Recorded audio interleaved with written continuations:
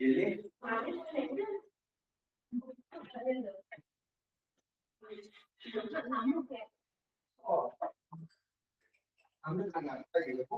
ನಿಮ್ಗೆ ಅಂಗಡಿಗೆ ಹೋಗ್ಬೇಕಲ್ವಾ?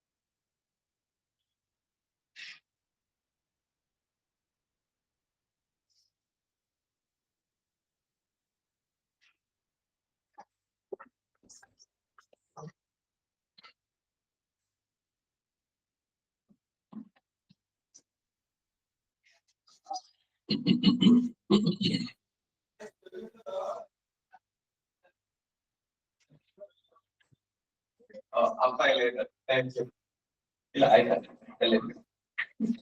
ಚೈತ್ರ ಅವರು ಹೊರಡ್ತಾ ಇದ್ರು. ಕೆಳಗೆ ಎಲ್ಲ ಮಾಡಿದ್ರೆ ಅದಂತೂ ಹೋಗ್ತಾನ.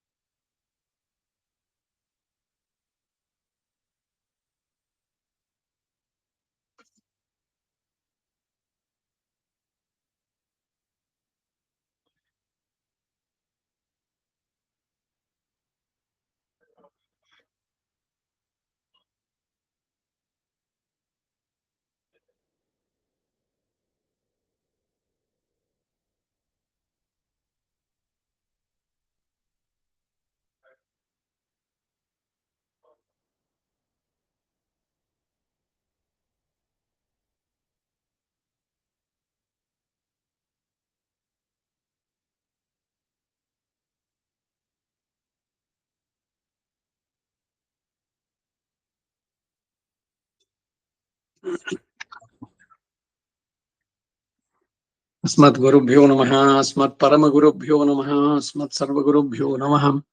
श्रीमते रामानुजाय नमः। रामानुजया पात्रं ज्ञानवैराग्यभूषणं श्रीमद्वेङ्कटनाथार्यं वन्दे वेदान्तदेशिकं लक्ष्मीनाथसमारम्भां नाथयामुनमध्यमाम् अस्मदाचार्यपर्यन्तां वन्दे गुरुपरम्परां यो नित्यमच्युतपदाम्बुजयुग्मरुग्मं व्यामोहतस्तदितराणि तृणाय मेने अस्मद्गुरोर्भगवतोऽस्य देकसिन्धोः रामानुजस्य चरणौ शरणं प्रपद्ये अदाविदायवदीयस्तनया विभूतिः सर्वं विदेव नियमेन मदन्वयानाम् आद्यस्य न कुलपतेर्वकुलाभिरामं श्रीमत्तदङ्ग्रिगणं प्रणमामि मूर्धा भूतं सरश्च मदापयवड्डनाथ श्रीभक्तिसारकुलशेखर योगिवाहान् भक्ताङ्ग्रिरेण परकालयतीन्द्रमिश्रान् श्रीमत्पराङ्कुशमुनिं प्रणतोऽस्मि नित्यं श्रीमान् वेङ्कटनाथार्य कवितार्किकेसरी वेदान्ताचार्यवर्यो मे सन्निधत्तां सदा हृदि गुरुभ्यस्तद्गुरुभ्यश्च नमो वाग्मदीमहे वृणीमहे च तत्राद्यो दम्पती जगदाम्पति स्वशेषभूतेन मया स्वीयैः सर्वपरिच्छिदैः विधातुं प्रीतमात्मानं श्रीमान् प्रकमते स्वयं शुक्लाम्बरधरं विष्णुं श्रीवर्णं चतुर्भुजं प्रसन्नवदनं ध्यायेत् सर्वविघ्नोपशान्तिः यस्य द्विरदभक्त्राद्याः पारिषद्याः परिषदं विघ्नान् निघ्नन्ति सततं विश्वक्सेनं तमाश्रये दिव्याकारं सरोजाक्षं शङ्खचक्रगदाधरं मुकुन्दद्वारनिलयं विश्वक्सेनमुपास्महे व्यासं वसिष्ठनवतारं शक्तये पौत्रमकल्मषं पराशरात्मजं वन्दे शुकदातं तपोनिधिं व्यासाय विष्णुरूपाय व्यासरूपाय विष्णवे नमो वै ब्रह्मनिधेय वासिष्ठाय नमो नमः अविकाराय शुद्धाय नित्याय परमात्मने सदैकरूपरूपाय विष्णवे सर्वजिष्णवे सम्यग्ज्ञायकलापे नमः भारतेन च उपब्रह्मवेदाय नमो व्यासाय विष्णवे वनें सिद्धाम्बदाभासं वेदव्यासं कल्मषं वेदव्यासं सरस्वत्याभासं व्यासं नमाम्यहम् अच्युतुर्वदनो ब्रह्मा द्विबाहुरपरोहरि अफाललोचन शम्भुः भगवान् बादरायणः कृष्णं कमलभद्राक्षं पुण्यश्रवणकीर्तनं वासुदेवं जगद्योनिं नौमि नारायणं हरिं कृष्णाय यादवेन्द्राय ज्ञानमुद्राय योगिने नाथाय रुक्मिणीशाय नमो वेदान्तवेदिने कार्त्यमर्जुनस्याजो कुर्वन् गीतामृतं ददावलोकत्रयोपदारकाराय तस्मै कृष्णात्मने नमः सर्वोपनिषदो गावः दुग्धा गोपानन्दनः पार्थो वत्ससुधीर्भोक्ता दुग्धं गीतामृतं मातये मलनिर्मोचनं पुंसां जलस्नानं दिने दिने सकृद्गीताम्बसि स्नानं संसारमनमोचनं गीता तु गीता कर्तव्या किमन्ये शास्त्रविस्तरणीया या स्वयं पद्मनाभस्य मुखपद्माद्विनिसृता सर्वशास्त्रमयी गीता सर्वदेवमयो हरिः सर्वतीर्थमयी गङ्गा सर्वधर्ममयो नः यस्मान् प्रसादमेव कवयोऽपि ते ते शास्त्राणि आश्रयन् महिमाश्रयाणि कृष्णेन तेन यदि स्वयमेव गीतं शास्त्रस्य तस्य सदृशं किमिहास्ति शास्त्रं भीष्मद्रोणतटा जयद्रथजला गान्धार शीलोत्पला शल्यग्राहवती कृपेण वहिनी कर्णेन मेलाकुला अश्वत्थाम कर्णघोरमकरा दुर्योधनावर्तिने सोत्तीर्णः कलपाण्डवैरणनिधि कैवर्तके केशवे नमोऽस्तु ते व्यासविशालबुद्धे प्रह्लादविन्दाय तवत्तनेत्राय त्वया भारततैलपूर्णः प्रज्वालितो ज्ञानमयप्रदीपः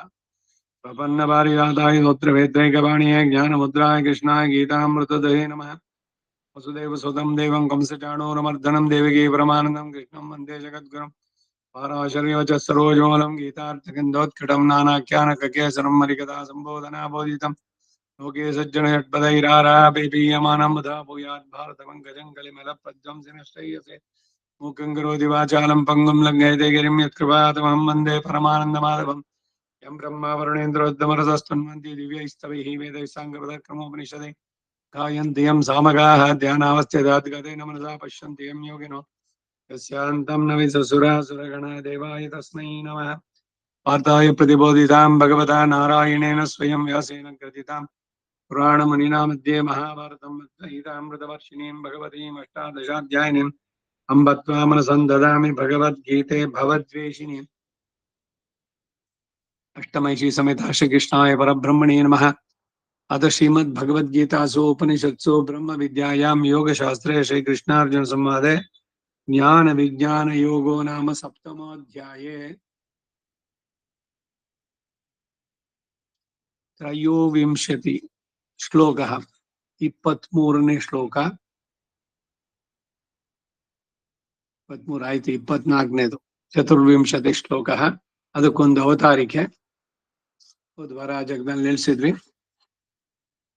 ಇತರೇಷು ಸರ್ವಸಮಾಶ್ರಯಣೀಯತ್ವಾಯ ಮಮ ಮನುಷ್ಯಾದಿಷು ಅವತಾರಮಪಿ ಅಕಿಂಚಿತ್ ಕರ್ತಂ ಕುರ್ವಂತಿ ಇತ್ಯಾಹ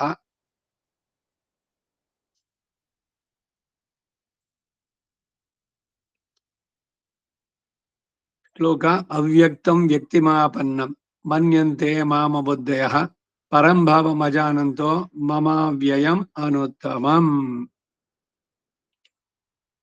ಭಾಷ್ಯದ ಅವತಾರಿಕೆ.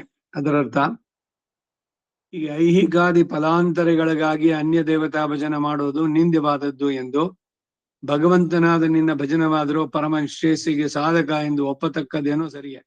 ಆದರೆ ಭಗವಂತನಾದ ನಿನ್ನ ಸಾಕ್ಷಾತ್ಕಾರ ಇಲ್ಲದಿರುವಾಗ ಏನೋ ನಿನ್ನನ್ನು ಭಜಿಸದೆ ಹೋಗ್ಬೋದು. ಪರಮ ಕಾರುಣಿಕನಾದ ನಿನ್ನನ್ನ ಎಲ್ಲರೂ ಸಾಕ್ಷಾತ್ಕರಿಸಿ ಆಶ್ರಯಿಸಲಿ ಎಂಬ ಪರಮ ಉದಾರ ಭಾವದಿಂದ ನೀನು ಮನುಷ್ಯನಾಗಿ ವಸುದೇವ ಕುಮಾರನಾಗಿ ಅವತರಿಸಿ ಪ್ರತ್ಯಕ್ಷನಾಗಿರುವಾಗ ನಿನ್ನನ್ನು ಏಕೆ ಭಜಿಸುವುದಿಲ್ಲ ಎಂಬುದಕ್ಕೆ ಕಾರಣವನ್ನ ಈ ಮುಂದಿನ ಶ್ಲೋಕದಲ್ಲಿ ಹೇಳ್ತಾ ಅದಕ್ಕೆ ಅವತಾರಿಕೆಯನ್ನು ದಯಪಾಲಿಸಿದ್ರು.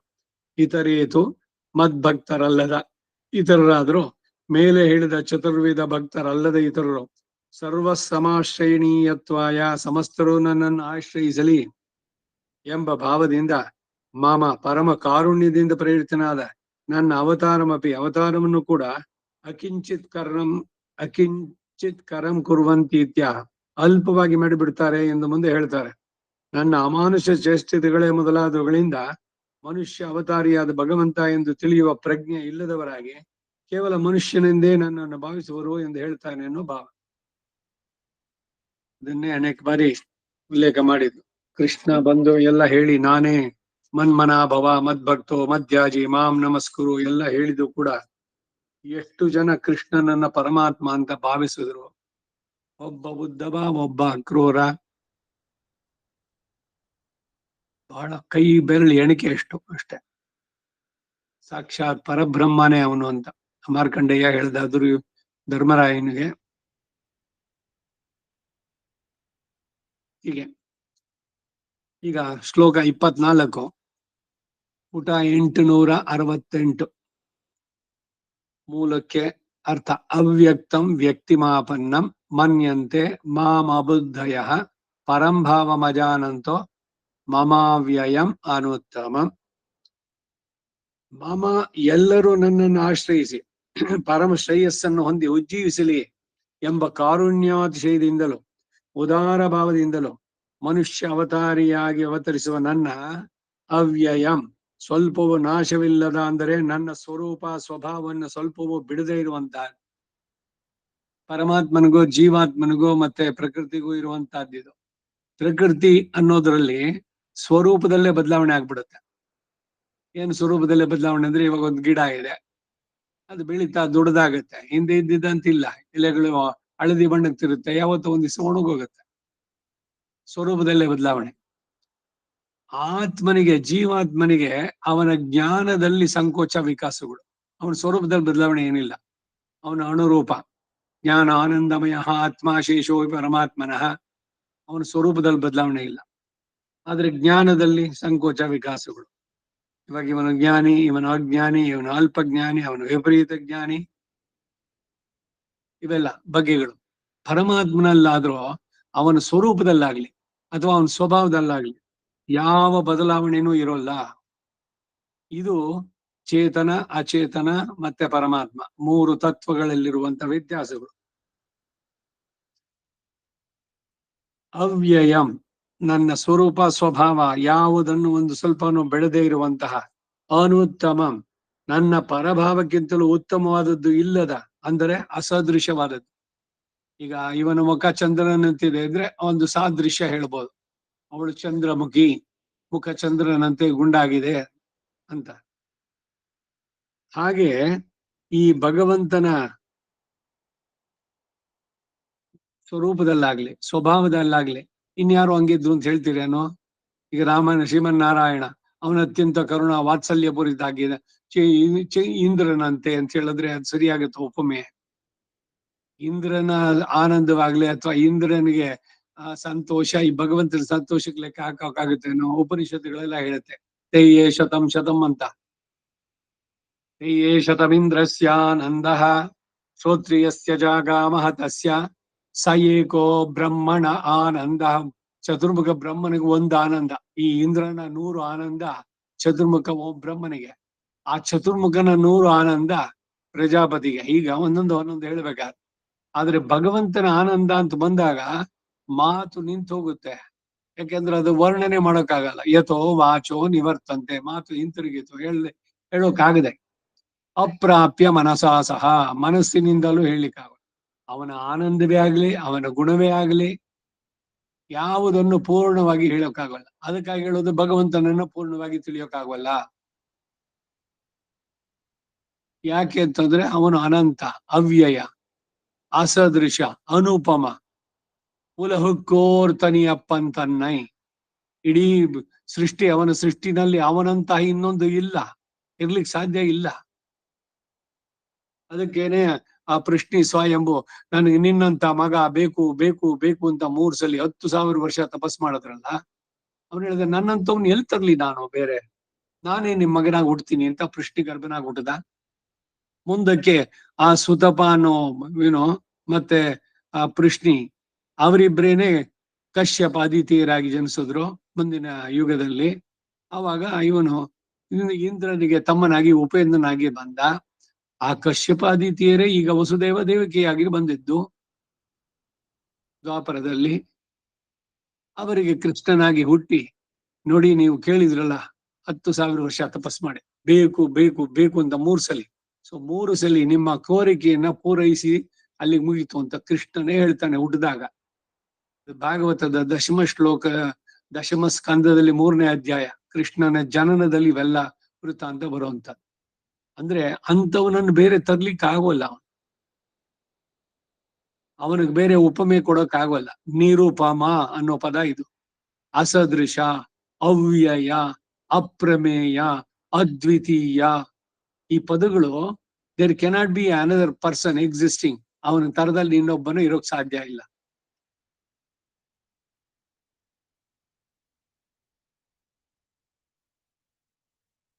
ಹೀಗೆ ಅಸದೃಶವಾದಂತಹ ಪರಂಭಾವಂ, ಪರತ್ವನ್ನ, ಅಜಾನಂತಹ, ತಿಳಿಯದೇ ಇರುವಂತಹ, ಅಬುದ್ಧಯ, ಬುದ್ಧಿ ಇಲ್ಲದವರು. ಯಾವ ಬುದ್ಧಿ ಇಲ್ಲದವರು ಅಂದರೆ, ನಾನು ವಿಷ್ಣುವಿನ ಅವತಾರ, ನನ್ನ ಚೇಷ್ಟಿತಗಳು ದಿವ್ಯವಾದದ್ದು, ಅನೇಕ ಸಂದರ್ಭಗಳಲ್ಲಿ ಅತಿಮಾನುಷವು ಇತ್ಯಾದಿ ಈ ಎಲ್ಲ ಭಗವಂತನ ಬಗ್ಗೆ ಆ ಬುದ್ಧಿ ಇಲ್ಲದವರು ಎಂಬ ಭಾವ. ಮೂಢರು ಮಾಂ, ನನ್ನನ್ನ ಹೇಗೆ ತಿಳಿಯುತ್ತಾರೆ ಅಂದ್ರೆ ಹೇಳ್ತಾರೆ, ಅವ್ಯಕ್ತಂ ವ್ಯಕ್ತಿಮಾಪನ್ನಂ ಮನ್ಯಂತೆ. ಇದುವರೆಗೂ ಜನಿಸದೇ ಇರುವ ಒಬ್ಬನು ಈಗ ಮನುಷ್ಯ ರೂಪವನ್ನು ಹೊಂದಿ ಹುಟ್ಟಿರೋನು ಅಂತ ತಿಳಿತಾರೆ. ಕೃಷ್ಣ ಅವತಾರಕ್ಕೆ ಮೊದಲು ಕೃಷ್ಣ ಇದ್ನೋ ಅವರೆನ್ನುವುದು ಬುದ್ಧಿ ಇಲ್ಲದವರು. ಅವನಿಗೆ ಬೇರೆ ಎಲ್ಲ ರೂಪದಲ್ಲೂ ಇರ್ತಾನೆ.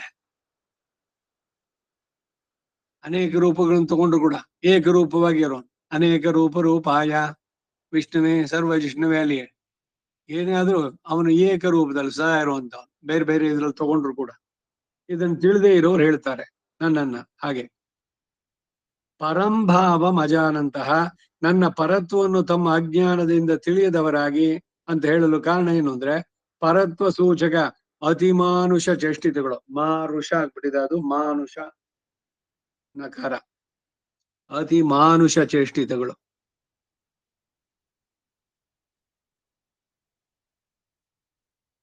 ತಾನು ಮಾಡಿದ್ರು ಕೂಡ ಅವರು ತಿಳಿಯದೆ ಹೋಗ್ತಾರೆ ಎಂಬ ಭಾವಸೂಚಿತ. ಕೃಷ್ಣ ಮಗುವಾಗಿದ್ದಾಗ ನಡೆಸಿದ ಕೆಲಸ ಯಾವ್ದಾದ್ರು ಒಂದು ಕೆಲಸ ಬೇರೆ ಯಾರು ಮಾಡ್ಲಿಕ್ಕೆ ಸಾಧ್ಯ ಆಗಲ್ಲ.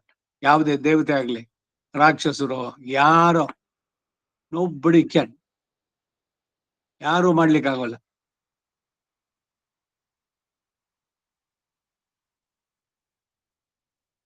ಅವನ ಆಶ್ಚರ್ಯ ಚೇಷ್ಟಿತಗಳು ಮಾಡಿದ್ದು.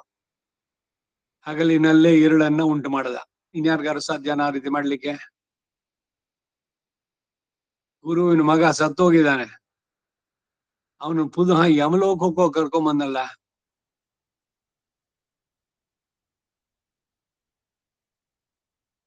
ಬಾಲನಾಗಿ ಪೂತನ ಸಂಹಾರ, ಶಕಟಾಸುರ ಭಂಜನ, ಗೋವರ್ಧನೋದ್ಧರಣ, ಕಾಳೀಯ ಮರ್ದನ, ಯಮಳಾರ್ಜುನ ಭಂಜನ, ಧೇನುಕಾಸುರನ್ಮಾರ, ಶಿಶುಪಾಲವದೆ, ಇವೇ ಮೊದಲಾದ ಅಸಂಖ್ಯೇಯ ಅತಿಮಾನುಷ ದಿವ್ಯ ಚೇಷ್ಟಿತಗಳಿಂದ ಪರತ್ವವನ್ನು ಊಹಿಸಬಹುದಾಗಿತ್ತು.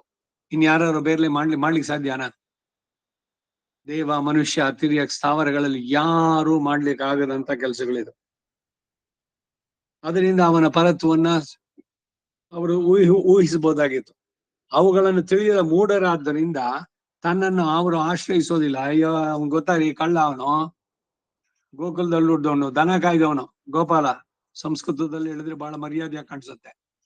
ದನ ಕಾಯೋನು ಗೋಪಾಲ, ದನ ಕಾಯೋನೇ ಅಂತ ಕರೆದಂಗಿರುತ್ತೆ.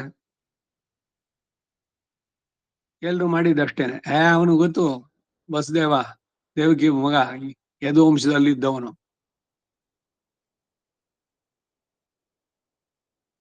ಜ್ಞಾನಿಯಾದವ್ರು ಹೇಗೆ ಭಾವಿಸ್ತಾರೋ ಎಂಬುದು ಪೂರ್ವಾರ್ಧದಲ್ಲಿ ಇಲ್ಲಿ ದ್ಯೋತಿತ. ಮೂಢರೀಗ ಶ್ರೀಕೃಷ್ಣನಾದ ತಾನು ಒಬ್ಬ ಮನುಷ್ಯ ಎಂದು ಭಾವಿಸ್ತಾರೆ ಎಂದರೆ, ಜ್ಞಾನಿಗಳು ಹಾಗೆ ಭಾವಿಸೋರಲ್ಲ ಎಂಬುದು ವ್ಯಕ್ತ. ಅಂತಹ ಜ್ಞಾನಿಗೆ ನಾನು ಮನುಷ್ಯ ರೂಪದಲ್ಲಿದ್ರು ಪರತತ್ವ ಎಂಬುದು ತಿಳಿಯುತ್ತೆ. ಕೃಷ್ಣಂ ವಂದೇ ಜಗದ್ಗುರುಂ, ಕೃಷ್ಣಂ ಸನಾತನಂ, ಧರ್ಮ ಅಂದ್ರೆ ಅವನೇ. ಕೃಷ್ಣಂ ವಂದೇ ಸನಾತನಂ, ಕೃಷ್ಣಂ ವಂದೇ ಜಗದ್ಗುರುಂ. ಕೃಷ್ಣನೇ ಪರಮಾತ್ಮ, ಪರಬ್ರಹ್ಮ, ಪರಂಜ್ಯೋತಿ, ಪರತತ್ವ. ಅದನ್ನು ತಿಳಿದವರು. ಇದಕ್ಕೆ ಮಾರ್ಕಂಡೇಯ, ರುಕ್ಮಿಣಿಯ ಕಾಗದವನ್ನು ಕಳಿಸಿದ ಬ್ರಾಹ್ಮಣ, ಇವ್ರಿಗೆ ಗೊತ್ತು ಅವನು ಯಾರು ಅಂತ. ಸಂಜಯ ಭಗವಂತನ ಸರಿಯಾಗಿ ತಿಳಿದವನು. ವಿದುರ, ಅಕ್ರೂರ, ಉದ್ಧವ, ವಿಶ್ವಾಮಿತ್ರ, ಭಾರದ್ವಾಜ, ವಿಭೀಷಣಾದಿಗಳು, ಪರಾಶರ,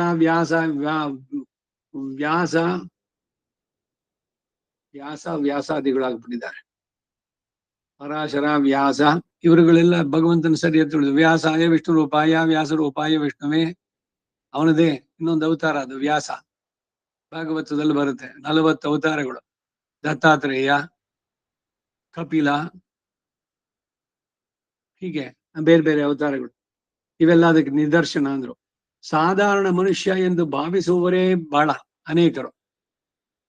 ಆದರೆ ಮಹಾನುಭಾವರಾದ ನನ್ನ ಭಕ್ತರು ಹೀಗೆ ಮನುಷ್ಯರಾಗಿದ್ರು ಕೂಡ ತನ್ನ ಪರತ್ವವನ್ನು ಅರಿಯುವರು ಎಂದು ಸಾಧಾರಣ ಜನ ಅರಿಯಲಾರರು ಎಂದು ಮಲ್ಲಾನಾಂ ಅಶನೀ ನೃಣಾಂ ನರವರ ಸ್ತ್ರೀಣಾಂ ಸ್ಮರೋಮೂರ್ತಿ ಮಹಾನ್ ಗೋಪಾನಾಂ ಸೃಜನೋ ಸತಾಂ ಕ್ಷಿತಿಭುಜಾಂ ಶಾಸ್ತಾ ಸ್ವಪಿತ್ರೋ ಶಿಶು ಮೃತ್ಯುರ್ಭೋಜಪತಿರ್ವಿರಾಡ ವಿದುಷಾಂ ತತ್ವಂ ಪರಂ ಯೋಗಿನಾಂ ವೃಷ್ಣೀನಾಂ ಪರದೇವತೇತಿ ವಿದಿತೋ ಅಂಗಂಗತ ಸಾಗ್ರಜ ವಿದಿತೋರಂಗಂಗತ ಸಾಗ್ರಜ. ಇದು ಭಾರತದಲ್ಲಿ ಬಂದ ಮಾತು. ಭಾಗವತದಲ್ಲಿ 10ನೇ ಅಧ್ಯಾಯ 43ನೇ ಶ್ಲೋಕ, 43ನೇ 10ನೇ ಇದು ಸ್ಕಂದ 43ನೇ ಅಧ್ಯಾಯ 17ನೇ ಶ್ಲೋಕ. ಇದು ಕಂಸವಧೆಗಾಗಿಯೋ ಚಾಣೂರ ಮುಷ್ಟಿಕ ಸಂಹಾರಕ್ಕಾಗಿಯೋ ಶ್ರೀಕೃಷ್ಣ ಬಲರಾಮರು ಕವಲಯಾಪೀಡ ಎಂಬ ಮತ್ತ ಗಜವನ್ನು ಕೊಂದು ಅದರ ದಂತಗಳನ್ನೇ ಆಯುಧಗಳನ್ನಾಗಿ ಮಾಡಿಕೊಂಡು ಕಂಸನ ರಂಗಸ್ಥಳಕ್ಕೆ ಹಾರಿದಾಗ ಇತ್ತ ಸೇವೆಯನ್ನ ಭಗವಂತ ನೀಡಿದ ಆ ದರ್ಶನ ಸೇವೆಯನ್ನ ಕವಿಯು ವರ್ಣಿಸುವ ಪ್ರಕರಣ ಅದು. ಅಲ್ಪರಿಗೆ ಸಾಧಾರಣವಾಗಿ ಸೇವೆ, ಯೋಗಿಗಳಿಗಾದರೂ ಪರತತ್ವವಾಗಿ ಸೇವೆ. ಯೋಗಿ ಹೃದ್ಯಾನ ಗಮ್ಯಂ ಅಂದವನು ಯೋಗೇಶ್ವರ ಕೃಷ್ಣ. ಅವ್ಯಕ್ತಂ ವ್ಯಕ್ತಿಮಾಪನ್ ಎಂಬ ಪ್ರಯೋಗದಲ್ಲಿ ಇನ್ನೊಂದು ಸ್ವಾರಸ್ಯ ತೋರಿ ಬರುತ್ತೆ. ಜ್ಞಾನಿಗಳು ಕೂಡ ಅವ್ಯಕ್ತಂ ವ್ಯಕ್ತಿಮಾಪನ್ನಂ ಎಂದು ತಿಳಿತಾರೆ. ಹೇಗೆ ಅಂದ್ರೆ ಎಲ್ಲ ಲೋಕವನ್ನು ಕೂಡ ಅಂತರ್ಬಹಿಶ್ಚ ತತ್ಸರ್ವಂ ವ್ಯಾಪ್ಯ ನಾರಾಯಣ ಸ್ಥಿತ ಅಂತ ಹೇಳಿರೋ ಹಾಗೆ ಸ್ವರೂಪದ ವ್ಯಾಪಿಸಿರುವಾಗ ಅವ್ಯಕ್ತನೆಂದೇ ಮತ್ತು ವಿಭವಾವತಾರ ಕಾಲಗಳಲ್ಲಿ ದಿವ್ಯಮಂಗಳ ವಿಗ್ರಹಯುಕ್ತನಾಗುವುದರ ಮೂಲಕ ವ್ಯಕ್ತಿಮಾಪನ್ನಂ ವ್ಯಕ್ತಿಯನ್ನ ಹೊಂದಿದವನು ಎಂದೇ ತಿಳಿಯುವರು ಎಂಬ ಧ್ವನಿ ಅರ್ಥ ಉಂಟಾಗುತ್ತೆ. ಹಾಗೆ ಉಂಟಾಗಲು ಅಬುದ್ಧಯ ಎಂಬ ಪ್ರಯೋಗನೂ ಕಾರಣ. ಅವತರಿಸುವವನು ಅಕಾರವಚ್ಚನಾದ ವಿಷ್ಣುವೇ ಎಂಬ ಬುದ್ಧಿಯುಳ್ಳವರು ಎಂಬ ಧ್ವನಿ ಅರ್ಥ ತೋರಿ ಬರುತ್ತೆ. ಈ ಮಲ್ಲಾನಾಮ ಶನಿಹಿ ಎಂಬ ಮೇಲಿನ ಶ್ಲೋಕದಲ್ಲೇ ಅವಿದುಷಾಂ ಎಂಬುದಕ್ಕೆ ಅಕಾರವಚನು ವಿಷ್ಣು ಎಂದು ತಿಳಿದವರೆಂದು ಕೆಲವರು ವ್ಯಾಖ್ಯಾನ ಮಾಡ್ತಾರೆ. 24ನೇ ಶ್ಲೋಕದ ಅರ್ಥ ಆಯ್ತು. ಈಗ ರಾಮಾನುಜರ ಭಾಷ್ಯ ಇದಕ್ಕೆ. ಸರ್ವೈಹಿ ಕರ್ಮಭಿಹಿ ಆರಾಧ್ಯೋಹಂ ಸರ್ವೇಶ್ವರೋ ವಾಂಗ್ಮನಸಾ ಅಪರಿಚ್ಛೇದ್ಯ ಸ್ವರೂಪ ಸ್ವಭಾವ ಪರಮ ಕಾರುಣ್ಯಾದ ಆಶ್ರಿತ ವಾತ್ಸಲ್ಯಾಚ್ಚ ಸರ್ವಸಮಾಶ್ರಯಣೀಯತ್ವಾಯ ಅಜಹತ್ ಸ್ವಭಾವ ಏವ ವಸುದೇವ ಸೂನುಃ ಅವತೀರ್ಣ ಇತಿ ಮಮ ಇವಂ ಶರಂ ಭಾವಂ ಅವ್ಯಯಮನುತ್ತಮಂ ಅಜಾನಂತಃ ಪ್ರಾಕೃತ ರಾಜಸೂನು ಸಮಾನಮಿತಃ ಪೂರ್ವಮನಭಿವ್ಯಕ್ತವಿದಾನೀಂ ಕರ್ಮವಶಾತ್ ಜನ್ಮ ವಿಶೇಷಂ ಪ್ರಾಪ್ಯ ವ್ಯಕ್ತಿಮಾಪನ್ನಂ ಪ್ರಾಪ್ತಂ ಮಾಮಬುದ್ಧಯೋ ಮನ್ಯಂತೆ ಅಥೋ ಮಾಂ ನಾಶ್ರಯಂತೆ ನ ಕರ್ಮಭಿಃ ಆರಾಧಯಂತಿ ಚ. ಇದು ರಾಮಾನುಜರ ಭಾಷ್ಯ 24ನೇ ಶ್ಲೋಕಕ್ಕೆ. ಭಾಷ್ಯದ ಅರ್ಥ. ಮೊದಲು ಮಮ ಪರಂ ಭಾವಂ ಎಂಬ ಪದಗಳಲ್ಲಿ ಗರ್ಭಿತವಾದ ಅರ್ಥವನ್ನು ವ್ಯಕ್ತಪಡಿಸ್ತಾರೆ. ಸರ್ವೈಹಿ ಕರ್ಮಭಿಃ ಆರಾಧ್ಯೋಹಂ, ನಾನು ಸಮಸ್ತ ಕರ್ಮಗಳಿಂದಲೂ ಆರಾಧಿಸಲ್ಪೋಣ. ಭೋಕ್ತಾ ಚ ಪ್ರಭುರೇವ ಚ, ಎಲ್ಲ ಯಜ್ಞಗಳಲ್ಲಿ ನಾನೇ ಭೋಕ್ತಾ ಪ್ರಭುವೇ ಚ. ಅನೇಕ ಕಡೆ ಒಂದೆರಡು ಕಡೆ ಎಲ್ಲ ಹೇಳಿರೋನು. ಪ್ರತಿಯೊಂದು ನಲ್ಲಿ ಎಲ್ಲದರಲ್ಲೂ ನಾನಿದ್ದೇನೆ, ಎಲ್ಲವೂ ನನಗಾಗಿ ಇರುವಂತಹದ್ದು. ಈ ಲೀಲೆ ವಿಭೂತಿ ಇದೆಯಲ್ಲ, ಇದೆಲ್ಲ ಭಗವಂತನಿಗೆ, ಅವನ ಆನಂದಕ್ಕೆ, ಅದಕ್ಕಾಗಿ ಮಾಡಿದ್ದು, ಎಲ್ಲವೂ ಅವನಿಗಾಗಿ ಇರುವಂತಹದ್ದು ಅನ್ನುವಂಥದ್ದು. ಸೊ ಅದರಿಂದ ಎಲ್ಲ ಕರ್ಮಗಳಿಂದ ಆರಾಧಿಸಲ್ಪಡುವನು ಯಾರು? ನಾನೇನೆ. ಸರ್ವೇಶ್ವರ, ಸಮಸ್ತವನ್ನು ವ್ಯಾಪಿಸಿ ನಿಯಮಿಸುವ ಶಕ್ತಿ ಉಳ್ಳವನಾಗಿರುವ, ಸಮಸ್ತಕ್ಕೂ ಸ್ವಾಮಿಯಾದವನು. ಅಂತಃ ಪ್ರವಿಷ್ಟ ಶಾಸ್ತ್ರ ಜನಾನಾಂ ಸರ್ವ ಆತ್ಮ, ಎಲ್ಲರಿಗೂ ಆತ್ಮನಾಗಿ. ವಾಂಗ್ಮನಸ ಅಪರಿಚ್ಛೇದ್ಯ ಸ್ವಭಾವ, ವಾಕಿನಿಂದಲೋ ಮನಸ್ಸಿನಿಂದಲೋ ಇಷ್ಟು ಅಂತ ಹೇಳಲು ಸಾಧ್ಯವಿಲ್ಲದ ಗುಣಗಳೇ ಮೊದಲಾದವುಗಳ ಮಹಾತ್ಮ ಉಳ್ಳವನು.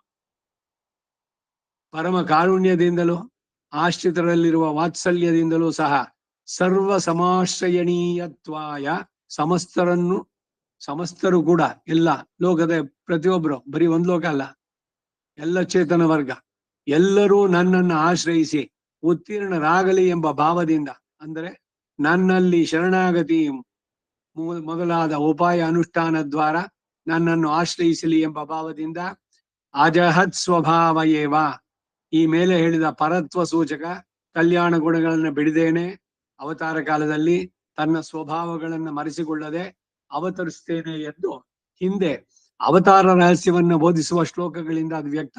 4ನೇ ಅಧ್ಯಾಯದ 6ನೇ ಶ್ಲೋಕ.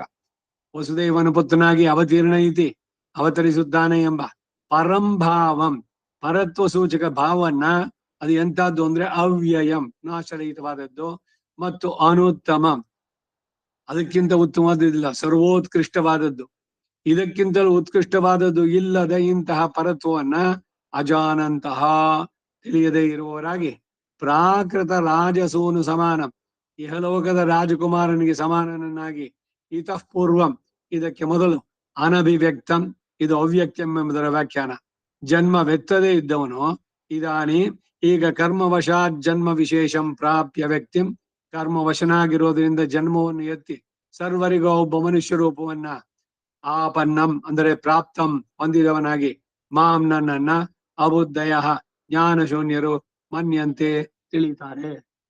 ಅವನೇನ್ ಕರ್ಮ ಮಾಡಿದ್ದ?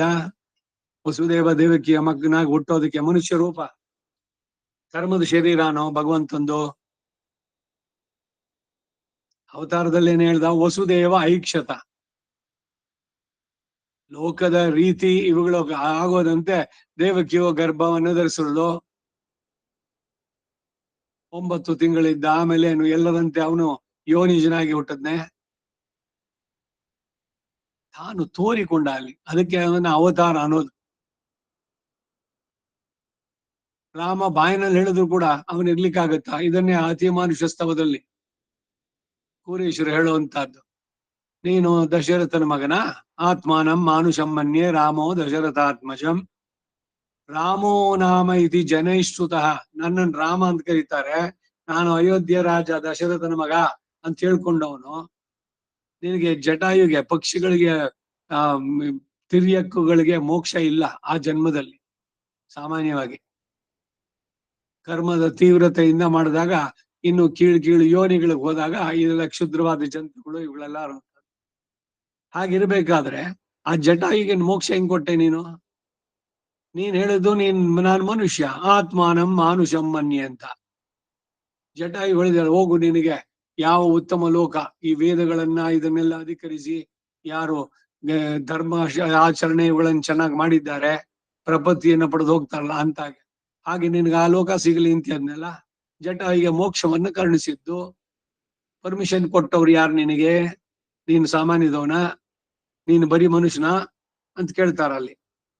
ಹಾಗೆ ಅಬುದ್ಧಯ ಜ್ಞಾನ ಶೂನ್ಯರು ಹೆಣ್ಣು ಅನ್ಕೊಳ್ತಾರೆ ಅಂದ್ರೆ, ಜನ್ಮ ಕರ್ಮವಶದಿಂದ ಜನ್ಮವನ್ನು ಪಡೆದ, ಅವನು ಏನೋ ಕರ್ಮ ಮಾಡಿದ್ದ, ಅದಕ್ಕಾಗಿ ಅರ್ಜುನನ ರಥ ಓಡಿಸೋದಕ್ಕೆ ಸಾರಥಿಯಾಗಿ ಡ್ರೈವರ್ ಆಗಿದ್ದು, ಅಲ್ಲಿ ಕುದುರೆಗಳಿಗೆ ಮಾಲಿಶ್ ಮಾಡಿ ರಥವನ್ನೆಲ್ಲ ಗುಡಿಸಿ, ಇವನು ಕಾರ್ ಇದು ಓನರ್ ಬಂದಾಗ ಕಾರ್ ಬಾಗಿಲು ತೆಗೆದು ಅವ್ರಿಗೆ ಹತ್ತು ಕೂತ್ಕೊಂಡ್ಮೇಲೆ ಇವನ್ ಆಮೇಲೆ ಮುಂದ್ಗಡೆ ಕೂತ್ಕೊಂಡು ಡ್ರೈವರ್ ಓಪನ್ ಮಾಡಿ ಹೋಗೋ ತರದಲ್ಲಿ ಹಾಗೆ ಎಲ್ಲವನ್ನೂ ನಡೆಸದ್ನೋ.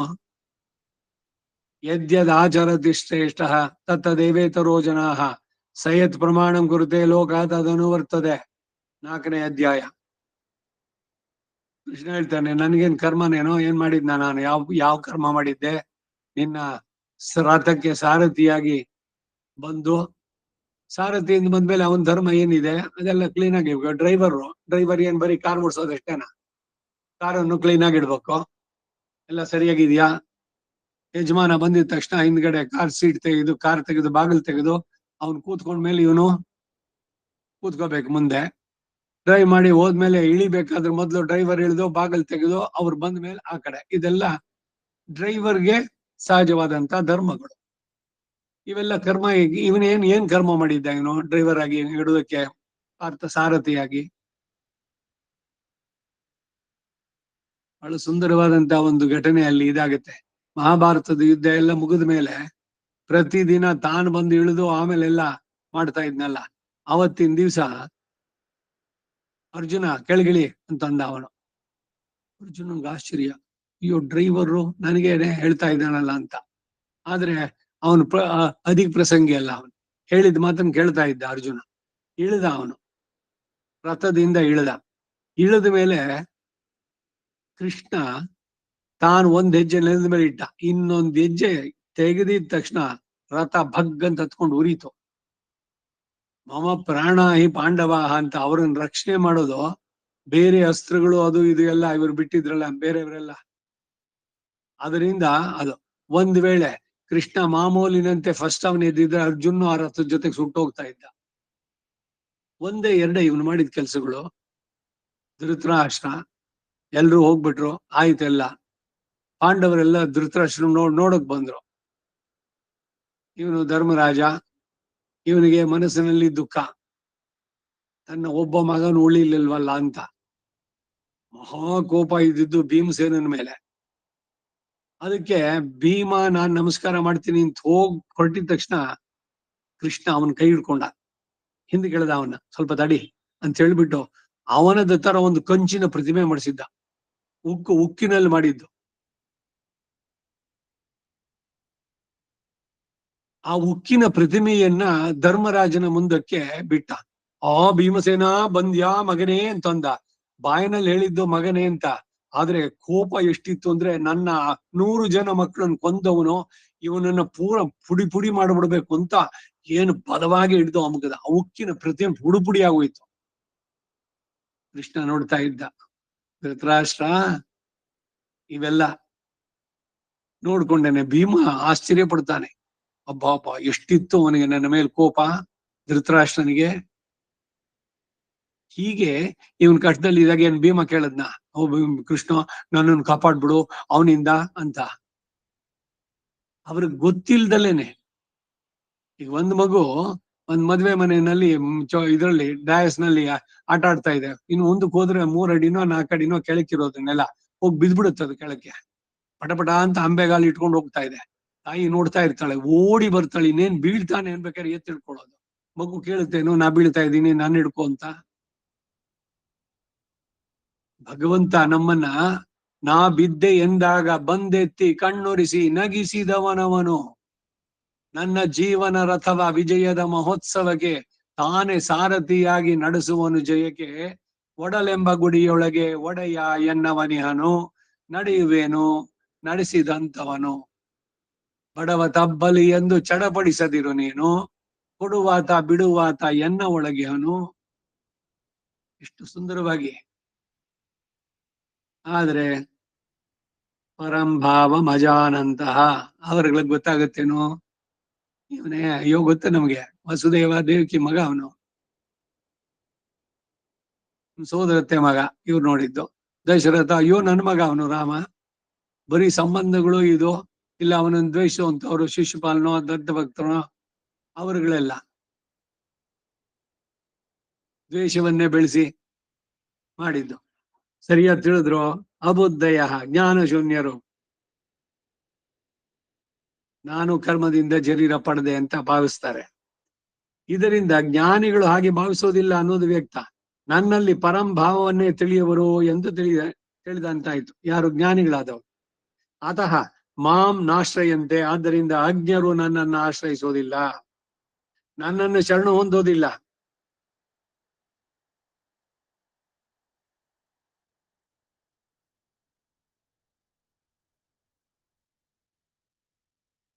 ನ ಕರ್ಮಭಿ ಆರಾಧಯಂತಿಜ ಆದ್ದರಿಂದ ಸ್ವವರ್ಣ ಉಚಿತ ಕರ್ಮಗಳಿಂದಲೂ ನನ್ನನ್ನ ಆರಾಧನಾ ರೂಪವಾದ ಸ್ತುತಿ ನಮಸ್ಕಾರ ಅರ್ಚನೆಗಳಿಂದಲೂ ಪೂಜಿಸೋದಿಲ್ಲ.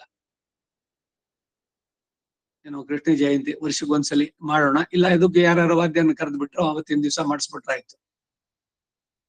ದಿವ್ಸ ಅಯ್ಯೋ ದಿವ್ಸ ಎಲ್ರಿ ಟೈಮು, ದಿವ್ಸ ಆರಾಧನೆ ಮಾಡಕ್ಕಾಗತ್ಯ, ದಿವ್ಸ ಊಟ ಮಾಡಕ್ಕಾಗತ್ಯ, ಉಸಿರಾಡಕ್ಕಾಗತ್ಯ, ಉಸಿರಾಟ ಇಲ್ದೆ ಇರ್ತೀರೇನೋ, ಊಟ ಇಲ್ದೆ ಇರ್ತೀರೇನೋ. ಮತ್ ಸಂಧ್ಯಾವನ್ನೇ ಅಯ್ಯೋ ಪರವಾಗಿಲ್ಲ ಅದು ಚಾಯಿಸು, ಊಟ ಅದು ಚಾಯಿಸ, ಅಯ್ಯೋ ಬೆಳಗ್ಗೆ ಆಗಿದ್ದು ರಾತ್ರಿಗೆ ಆಗ್ಬಾರ್ದು. ಭಗವದ್ ಆರಾಧನೆ ಆದ್ರೆ ಟೈಮ್ ಇದ್ರೆ ಮಾಡಿದ್ರಾಯ್ತು.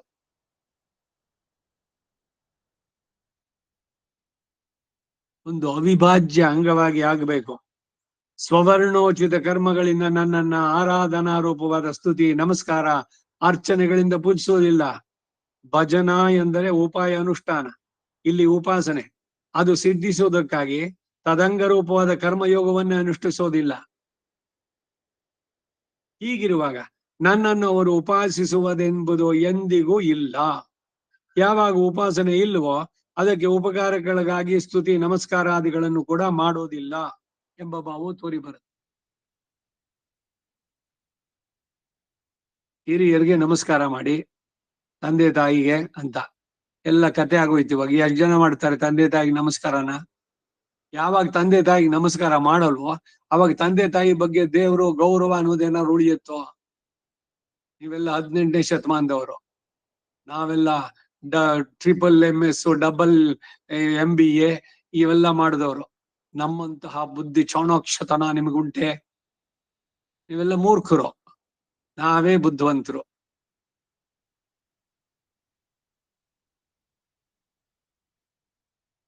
ಅದಕ್ಕೆ ಸರಿಯಾಗಿ ಹಾಡು, ದೊಡ್ಡವರೆಲ್ಲ ಜಾಣರಲ್ಲ.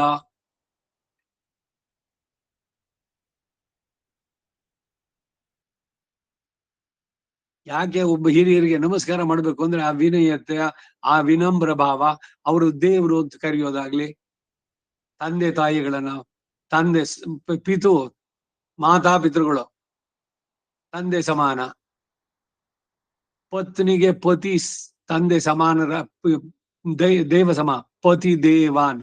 ಈಗ ಅವನು ಪತಿ ಇರೋದು ಇವನ್ ಕಾಲ್ ತೊಳೆಯೋಕಷ್ಟೇ, ದಾಸ. ಅವ್ರಿಗೇನಾದ್ರು ಗೌರವ ಬರುತ್ತಾ? ಏನೋ ಮಗನೇ ಅಂತ ಕರೆದ್ರೆ ಗಂಡನನ್ನ ಏನ ಮಗ,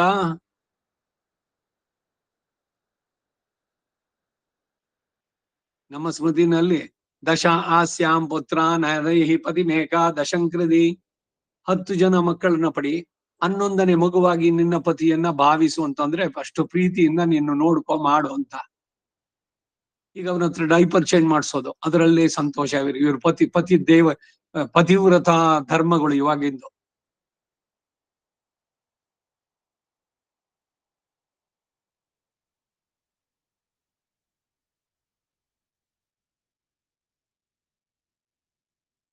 ಭಜನ ಎಂದರೆ ಆಶ್ರಯಣ, ಪ್ರಪದನವಾಗಂತಾಗ್ಲಿ ಆಗ್ಬೋದು. ಇಲ್ಲಿ ಮಾಮಭಾವ ಮಜಾನಂತಹ ಎಂಬುದಕ್ಕೆ ಪ್ರಮಾಣ ಸಿದ್ಧವಾದ ನನ್ನ ಯಥಾರ್ಥವಾದ ಸ್ಥಿತಿಯನ್ನ ತಿಳಿದವರಾಗಿ ಎಂದು ಕೆಲವರು ಅರ್ಥ ಮಾಡ್ತಾರೆ. ಹೀಗೆ ಹೇಳಿದ್ರೆ ಶ್ಲೋಕದ ಸ್ವಾರಸ್ಯಕ್ಕೆ ಕುಂದುಕ.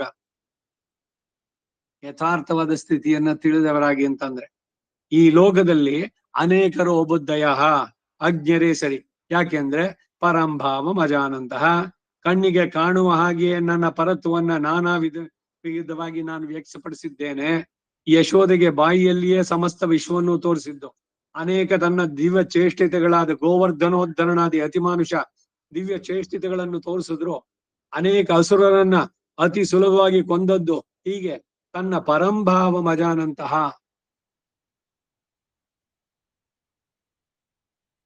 ಇನ್ನು ಈ ಸರ್ವಜ್ಞರು ಎಲ್ಲ ಈಗಿನ ಜನರೇಷನ್, ಅವನು ಯಾರೋ ಒಬ್ಬ ಏನೋ ಕೆಟ್ಟ ಕೆಲಸ ಮಾಡ್ದ, ಅನೀತಿ ಮಾರ್ಗದ್ದು ಎಲ್ಲ. ಅವನ್ ಕೃಷ್ಣ ಕಣೋ, ಒಳ್ಳೆ ರಸಿಕ ಕಣೋ. ಕೃಷ್ಣನನ್ನ ಎಲ್ಲಿಗೆ ಹೋಲಿಕೆ?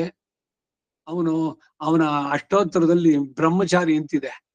ನಮ್ಮಲ್ಲಿ ಈ ಕೀಳು ಕಾಮನೆಗಳು ಅದರ ತರ ಅವನು ಕೃಷ್ಣ ನೋಡ್ಬೇಕು ಅಂತ ಹೋದ್ನೆ. ಸ್ತ್ರೀಯರೊಡನೆ ಸೇರಿದ್ದು ಮಾಡಿದ್ದು ಅಲ್ಲಿ ಅಂತಂದ್ರೆ ಅವನು 8 ವರ್ಷನೂ ಆಗಿಲ್ಲ ಅವನಿಗೆ. ಎಲ್ಲ ನಡೆದಾಗ ಆ ವಸ್ತ್ರಗಳನ್ನೆಲ್ಲ ಇದ್ ಮಾಡ್ದಾಗ್ಲೂ ಅಷ್ಟೇ. ಕೋಳಿ ಅಳೆಪ್ಪದನ್ ಮುನ್ನಂ ಕುಡೈಂದು ನೀರಾಡುವ ಹಂಪೋಂದು ಆಳಿಯನ್ ಚೆಲ್ವನೆಳುಂದಾನ್ ಅರಮನೆ ಮೇಲ್ ಪಳ್ಳಿಕೊಂಡಾಯ್. ನಮ್ಗೆ ಯಾಕೆ ಈ ಹಿಂದೆ ಕೋಳಿ ಕೂಗೋದಕ್ಕೂ ಮೊದಲೇ ಬಂದು ನಾವು ಸ್ನಾನ ಮಾಡೋಕ್ ಬಂದ್ವಿ. ಎಲ್ಲಿಂದ ಬಂದ್ಬಿಟ್ಯೋ ನೀನು? ನಮ್ಮ ವಸ್ತ್ರಗಳನ್ನೆಲ್ಲ ಪಟ್ಟೈ ಕುಡಿತು ಅರುಳಾಯೇ ಅಂತ. ಅವನ ಬಟ್ಟೆಗಳನ್ನ ತಗೊಂಡು ಏನ್ ಅವ್ರ ಶರೀರ ನೋಡ್ಬೇಕಾಗಿತ್ತ ಕೃಷ್ಣನ್ಗೆ? ವಸನ ಸ್ನಾಯಾತ್, ಬಟ್ಟೆ ಇಲ್ದೆ ಸ್ನಾನ ಮಾಡ್ಬೇಡಿ ಅಂತ ಸ್ಮೃತಿಗಳು ಎಲ್ಲ ಹೇಳುತ್ತೆ. ನಿಮ್ ಮನೆಯಲ್ಲೇ ಮಾಡ್ತಿರೋ ನದಿನಲ್ಲಿ ಮಾಡ್ತಿರೋ? ವಸ್ತ್ರ ಇಲ್ಲದೆ ಸ್ನಾನ ಮಾಡಬಾರ್ದು. ಗುಖ್ಯೋ ವಾ ಯೇಷೋ ಅಗ್ನಿ, ಇದು ಬರೀ ಪುರುಷರಿಗಷ್ಟೇ ಅಲ್ಲ, ಸ್ತ್ರೀಯರಿಗಷ್ಟೇ ಅಲ್ಲ, ಪುರುಷರಿಗೂ ಕೂಡ. ಪೂರ್ಣ ನಗ್ನರಾಗಿ ಎಲ್ಲೂ ಸ್ನಾನ ಮಾಡಬಾರದು. ಇವರೆಲ್ಲ ನೀರಿನಲ್ಲಿ ಇಳಿದಿದ್ದಾರೆ, ಎಲ್ಲ ವಸ್ತ್ರವನ್ನು ತೆಗೆದು ವರುಣ ದೇವತೆಗೆ ನಡೆಸಿದ ಅಪಚಾರ. ಅದಕ್ಕಾಗಿ ನೀವಿಬ್ರು ಕೈ ಎತ್ತಿ ಅವನಿಗೆ ಅಂಜಲಿ ನಮಸ್ಕಾರ. ಅದರಿಂದ ಅವರೆಲ್ಲ ಅಂಜಲಿ ಪರಮಾಮುದ್ರ, ಎಲ್ಲ ಪಾಪಗಳಿಂದ ಪರಿಹಾರ. ಅವರು ಮಾಡಿದ ದೋಷಕ್ಕೆ ಪ್ರಾಯಶ್ಚಿತ್ತ ಮಾಡದ ಮೇಲೆ ಅವನಿಗೆ ವಸ್ತ್ರ ಕೊಟ್ಟಿತ್ತು ಅಂತ. ಇನ್ನು ಅವ್ರನ್ನೆಲ್ಲ ನೋಡ್ಬೇಕಾಗಿತ್ತ ಇವನು?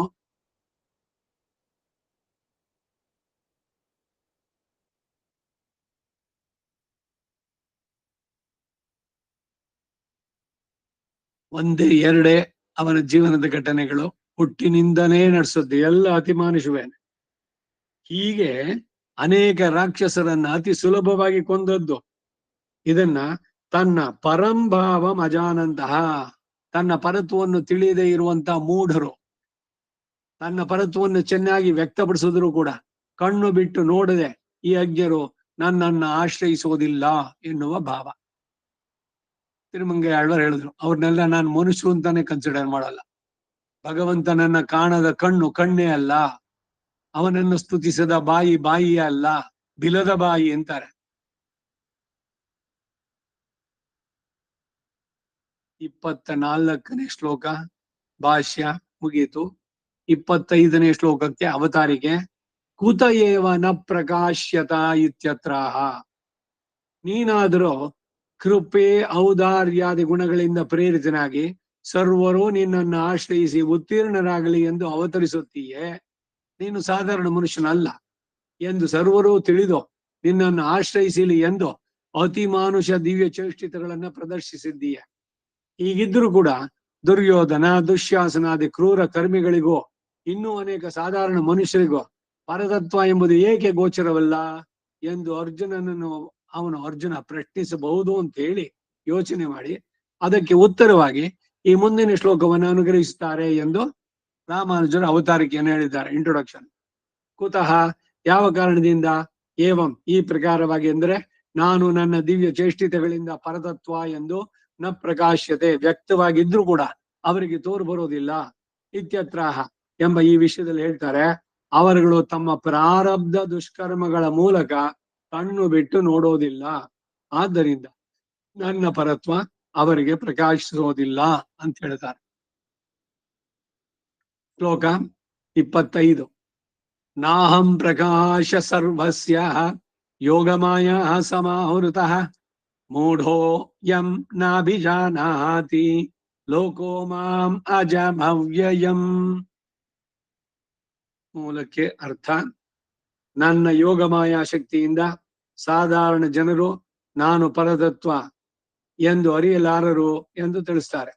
ಸರ್ವಸ್ಯ ಸಮಸ್ತ ಜನಗಳಿಗೂ ಅಹಂ ಸಕಲರೂ ಆಶ್ರಯಿಸಲು ಯೋಗ್ಯನಾದಂತಹ ಕಾರುಣ್ಯ, ಸೌಲಭ್ಯ, ಸೌಶಲ್ಯಾದಿ ಕಲ್ಯಾಣ ಗುಣಗಳಿಂದ ಯುಕ್ತನಾದ ನಾನು ನ ಪ್ರಕಾಶ ಹಾಗೆ ಪರತತ್ವ ಎಂದು ತೋರುವುದೇ ಇಲ್ಲ. ಚೆನ್ನಾಗಿ ಕಣ್ಣು ಬಿಟ್ಟು ನೋಡಿದ್ದಾದ್ರೆ ಸರ್ವ ಸಮಾಶ್ರಯಣೀಯತ್ವಕ್ಕೆ ಯೋಗ್ಯವಾದ ಕಲ್ಯಾಣ ಗುಣನಿಧಿಯಾಗಿದ್ದರೂ ಕೂಡ ಸಮಸ್ತರಿಗೂ ನಾನು ಪ್ರಕಾಶನಲ್ಲ. மன்னவர்க்கும் விண்ணவர்க்கும் அறியாதவன், ಯಾರಕ್ಕೂ ಕಾಣಕೊಣಾದವನ್, ஒரு ನಾள் ಕಾಣವಾರಾಯೇ ಆ ತೀವ್ರತೆ ಇದ್ದವ್ರಿಗೆ ಕಾಣಿಸ್ತಾನೆ, ತೋರ್ತಾನೆ ಅಷ್ಟೇ, ಬೇರೆಯವ್ರಿಗೆ ಕಾಣಿಸೋಲ್ಲ. ಯಾಕೆ ಅಂದ್ರೆ ಅವ್ರಿಗೆ ಬೇಕಿಲ್ಲ. ಅವನ ಬಗ್ಗೆ ತಿಳಿಬೇಕು, ಅವನ ಬಗ್ಗೆ ಒಲವು, ಪ್ರೀತಿ, ವಿಶ್ವಾಸ ಬಹಳಷ್ಟು ಬೆಳೆಸ್ಕೊಂಡು ಇವನ ವಿಭೂತಿ ಯೋಗದಲ್ಲಿ ನಾನೇ ಎಲ್ಲದರಲ್ಲೂ ಇದ್ದೀನಿ ಅಂತ ಹೇಳಿದ್ದು ಅರ್ಜುನ. ಅದನ್ನು ಕೇಳಿ ಇಷ್ಟೆಲ್ಲ ಇರುವಂತ ನಿನ್ನನ್ನು ನಾನು ಒಂದ್ಸಲಿ ನೋಡ್ಬೇಕಲ್ಲ, ನಿನ್ನ ವಿರಾಟ್ ಸ್ವರೂಪವನ್ನ, ವಿಶ್ವರೂಪ ದರ್ಶನವನ್ನ, ನನಗಾಗಿ ಯೋಗ್ಯತೆ ಇದ್ರೆ ನನಗೆ ಅದನ್ನ ದಯವಿಟ್ಟು ಅನುಗ್ರಹಿಸು ಅಂತ ಕೇಳಿದ್ದಕ್ಕೆ ಆಮೇಲೆ ಸುಮ್ನೆ ತೋರ್ಸುದ್ನೇನು, ನೋಡಬೇಕು ಅನ್ನೋ ಬಯಕೆ ಇದ್ದವ್ರಿಗೆ ಕಾಣ್ತಾನೆ. மண்ணின் பாரம் நீக்குதற்கே வடமதுரை பித்தான், கண்ணನಲ್ಲಾಲ್ ದೈವಮಿಲ್ಲೇ. ತಿಳಿದವರು ಮಣ್ಣಿನ ಭಾರಂ ನೀಕ್ಕುದಕ್ಕೆ ವಡಮದುரை பிறந்தான், ಶರಣಮಾನಾಲ್ ತನತಾಳ್ ಅடைந்தார்ಕೆ அவர்களுக்கு மரணமானால் வைகுந்தம் கொடுக்கும். ಪರಮ ಉದಾರಿ, ಬೇಕಿಲ್ಲ ಬೇರೆಯವರಿಗೆ, ಪರತತ್ವ ಎಂದು ತೋರುವುದೇ ಇಲ್ಲ. ದೈವೀ ಶೇಷ ಮಮ ಮಾಯ ದುರತ್ಯಯ ಯತ್ ಪ್ರಪತ್ತಿಂ ವಿನಾ ಸರ್ವೈಃ ಯಸ್ಯ ಮಾಯಾ ದುರತ್ಯಯ ಧನಂಜಯ ರಥಸ್ಥಂ ತಂ ಪ್ರಪದ್ಯೆ ಶರಣಂ ಮಹಃ. ಇವೆಲ್ಲದರಲ್ಲಿ ಯಾರು ಅವನ ಮಾಯೆಯನ್ನು ಸುಲಭವಾಗಿ ದಾಟಕ್ಕಾಗವಲ್ಲ. ಯೋಗ ಮಾಯಾ ಸಮಾವೃತಃ ನಾನು. ಯೋಗ ಎಂದ್ರೆ ಇಲ್ಲಿ ಸಂಬಂಧ ಮಾನುಷ ರೂಪ ಸಂಬಂಧವಾದ ಮಾಯಾ ವಿಚಿತ್ರ ಸೃಷ್ಟಿಯನ್ನು ಉಂಟು ಮಾಡುವ ಶಕ್ತಿಯಿಂದ ಸೇರಿರೋನಾದ್ದರಿಂದ ಮಾಯಾ ಶಬ್ದಕ್ಕೆ ವಿಚಿತ್ರ ಸೃಷ್ಟಿಕರತ್ವವೇ ಸರಿಯಾದ ಅರ್ಥ ಎಂದು ಹಿಂದೆ 7ನೇ ಅಧ್ಯಾಯದ 14ನೇ ಶ್ಲೋಕದಲ್ಲಿ ಸ್ಥಾಪಿಸಲ್ಪಟ್ಟಿದೆ. 14ನೇ ಶ್ಲೋಕದ ರಾಮಾನುಜರ ಭಾಷ್ಯ. ಎಲ್ಲರೂ ತನ್ನ ಪರಂಭಾವವನ್ನು ತಿಳಿಯದೇ ಇರುವುದಕ್ಕೆ ಕಾರಣ ತನ್ನ ಯೋಗಮಾಯ ಸಮಾವೃತತ್ವ ಎಂದು ತಿಳಿಸಿದ್ದಾನೆ. ಅವರುಗಳು ಭ್ರಮಯುಕ್ತರಾಗುವುದಕ್ಕೆ ಕಾರಣ ನನ್ನ ಮಾನುಷ ಶರೀರ. ಅತ್ಯದ್ಭುತ ದಿವ್ಯ ಚೇಷ್ಟೆಯಿಂದ ಸೇರಿದ್ದರೂ ಕೂಡ ಮಾನುಷ ದೇಹ ಯುಕ್ತನಾಗಿರೋದ್ರಿಂದ ಮನುಷ್ಯನೆಂದೇ ಭಾವಿಸುವರು ಎಂಬರ್ಥ. ಆದ್ದರಿಂದಲೇ ಮೂಢೋಯಂ ಲೋಕಃ, ಹೀಗೆ ಅಜ್ಞರಾದ ಸಮಸ್ತ ಲೋಕದ ಜನರು ತನ್ನ ಭಕ್ತರನ್ನು ವ್ಯಾವರ್ತಿಸಿ ಸಮಸ್ತ ಲೋಕದ ಜನರು ಎಂಬ ಅಭಿಪ್ರಾಯ. ಮಾಂ ಪರಂಭಾವವನ್ನ ಹೊಂದಿರುವ ನನ್ನನ್ನ ಅಜಂ ಅವ್ಯಯಂ, ಉತ್ಪತ್ತಿ ನಾಶರಹಿತ ಎಂದರೆ ಜನ್ಮ ಮರಣಗಳುಳ್ಳ ಮನುಷ್ಯನಲ್ಲ ನಾನು ನಿರ್ವಿಕಾರನಾದ ಸರ್ವಕಾರಣ ವಸ್ತುವಾದ ನಿತ್ಯವಾದ ಸರ್ವೇಶ್ವರ ಎಂದು ನಾಭಿಜಾನಾತಿ, ತಿಳಿಯೋದಿಲ್ಲ. ನಾನು ಮನುಷ್ಯನಾಗಿ ಅವತರಿಸೋದ್ರಿಂದ ಅವರ ಪ್ರಾರಬ್ಧ ಕರ್ಮಕ್ಕೆ ಅನುಗುಣವಾಗಿ ನನ್ನ ದಿವ್ಯ ಚೇಷ್ಟಿತಗಳು ಅವರುಗಳ ಕಣ್ಣಿಗೆ ಬೀಳೋದಿಲ್ಲ.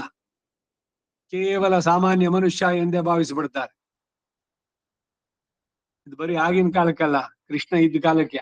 ಈಗಲೂ ಏನಾದ್ರು ಒಂದ್ ವೇಳೆ ಯಾರ್ದೋ ಸುಕೃತ ವಿಶೇಷ, ಆಚಾರ್ಯನ ಕೃಪೆ ಎಲ್ಲ ಆಗಿ ಭಗವಂತನ ದರ್ಶನ, ಎಂದಿಗಾವುದೋ ನಿನ್ನ ದರ್ಶನ ಅಂತ ಪಾಡಿ ಅಲತ್ತುವನ್ ಆಕ್ರಂದನ, ಅಳುತ್ತಾನೆ ಜೋರಾಗಿ. ನನಗ್ ನೀನ್ ಕಾಣಿಸ್ಲಿಲ್ಲ, ಒಂದು ನಾಳ್ ಕಾಣವಾರಾಯೆ, ನಮ್ಮನೆ ರಸ್ತೆಗೆ ಒಂದ್ ದಿವಸನಾರು ನೀ ಬರ್ಬಾರ್ದೆ, ನನ್ ಪ್ರಾಣ ಹೋಗೋಕ್ ಮೊದ್ಲು ಒಂದ್ಸಲಿ ಅಂತ ಯಾರು ಅಷ್ಟು ತೀವ್ರವಾಗಿ ಆರ್ತರಾಗಿ ಪ್ರಾರ್ಥನೆ ಮಾಡ್ತಾರೋ ಅಂತವ್ರಿಗೆ ಅವನು ತೋರ್ತಾನೆ.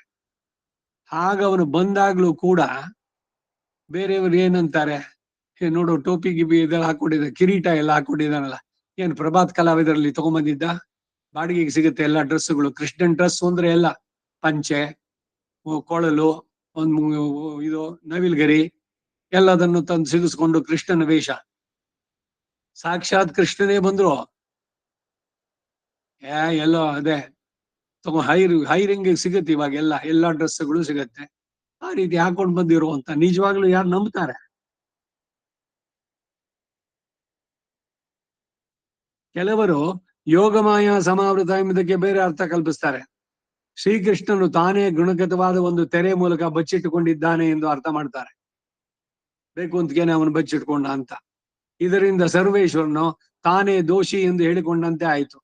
ಕಾರುಣ್ಯ, ಸೌಲಭ್ಯ, ಸೌಶಲ್ಯಾದಿ ಗುಣಯುಕ್ತನಾಗಿ ಸರ್ವರು ಆಶ್ರಯಿಸಲಿ ಎಂದಿರುವ ಪರಮ ಉದಾರ ಭಾವಯುಕ್ತನಾಗಿ ಅವತರಿಸಿರುವಾಗ ಎಲ್ಲರೂ ಎಲ್ಲಿ ನನ್ನನ್ನು ಆಶ್ರಯಿಸಬಡ್ತಾರೋ ಎಂದು ವಂಚಕನಾಗಿ ತೆರೆಯನ್ನು ಹಾಕಿಕೊಂಡಿದ್ದಾನೆ ಎಂದು ಅರ್ಥ ಮಾಡುವುದು ತುಂಬಾ ವಿರುದ್ಧವಾಗತ್ತೆ. ಭಗವಂತ ಅತ್ಯಂತ ಕರುಣಾಮಯಿ, ಪರಮ ಕಾರುಣ್ಯ ಸಿಂಧು. ಇವೆಲ್ಲ ಇರ್ಬೇಕಾದ್ರೆ ಮತ್ತೆ ನಮಗೆ ಯಾಕೆ ಕಾಣ್ಲಿಲ್ಲ? ಅವನಷ್ಟೆಲ್ಲ ಕರುಣೆ ಇದೆಲ್ಲ ಅಂತಂದ್ರೆ ನಿಮ್ ಕರ್ಮ ಅದು ಅವನ್ ನೋಡೋದಕ್ ಬಿಡ್ತಾ ಇಲ್ಲ. ಇದನ್ನೇ ಉಪನಿಷತ್ ಹೇಳಿದ್ದು. ಹಿರಣ್ಮಯೇನ ಪಾತ್ರೇಣ ಸತ್ಯಸ್ಯಾಪಿ ಹಿತಂ ಮುಖಂ ಸತ್ಯಸ್ಯ ಅಪಿಹಿತಂ ಮುಖಂ ತತ್ವಂ ಪೂಷನ್ ಅಪಾವೃಣು ಸತ್ಯ ಧರ್ಮಾಯ ದೃಷ್ಟಯೇ ಯತ್ ಪ್ರಪತ್ತಿಂ ವಿನಾ ಸರ್ವೈಹಿ ಯಸ್ಯ ಮಾಯಾ ದುರತ್ಯಯ. ಯಾರಲ್ಲಿ ಶರಣಾಗದೆ ಇದ್ರೆ ಅವನ ಮಾಯೆಯನ್ನು ದಾಟಕ್ ಸಾಧ್ಯ ಇಲ್ವೋ ಅಂತ. ಏನದು ಮಾಯೆ?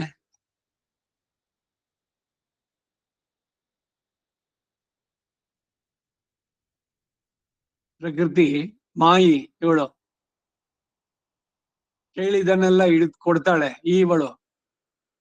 ನೀನು ಮೈ ಮರೆತರೆ ನೂಕುವಳು ಪಾತಾಳಕ್ಕೆ, ಪ್ರೇಮ ಪೂತನಿ ಇವಳು ಮಂಕುತಿಮ್ಮ ಅಂದ್ರಲ್ಲಿ. ನಾವ್ ಕೇಳಿದ್ದೆಲ್ಲ ಸಿಗ್ತಾ ಇದ್ರೆ ಭಗವಂತ ಹೌದು ಖಂಡಿತ ಇದ್ದಾನೆ, ನಾ ಕೇಳಿದ ತಕ್ಷಣ ಎಲ್ಲ ಕೊಟ್ಬಿಡ್ತಾನೆ. ಅವ್ನು ಕೊಡ್ಲಿಲ್ಲ ನೀವು ಕೇಳಿದ ಪ್ರಾರ್ಥನೆಗೆ. ನೀನಾ ಭಗವಂತ, ನೀನಿದೀಯಾ? ಅವನ ಎಕ್ಸಿಸ್ಟೆನ್ಸೇ ಇಲ್ಲ ನಮಗೆ. ನಮ್ಮ ನಂಬಿಕೆ ಏನು? ನಾವು ಕೇಳಿದ್ದನ್ನು ಕೊಟ್ರೆ ಮಾತ್ರ ನಂಬ್ತೀವಿ.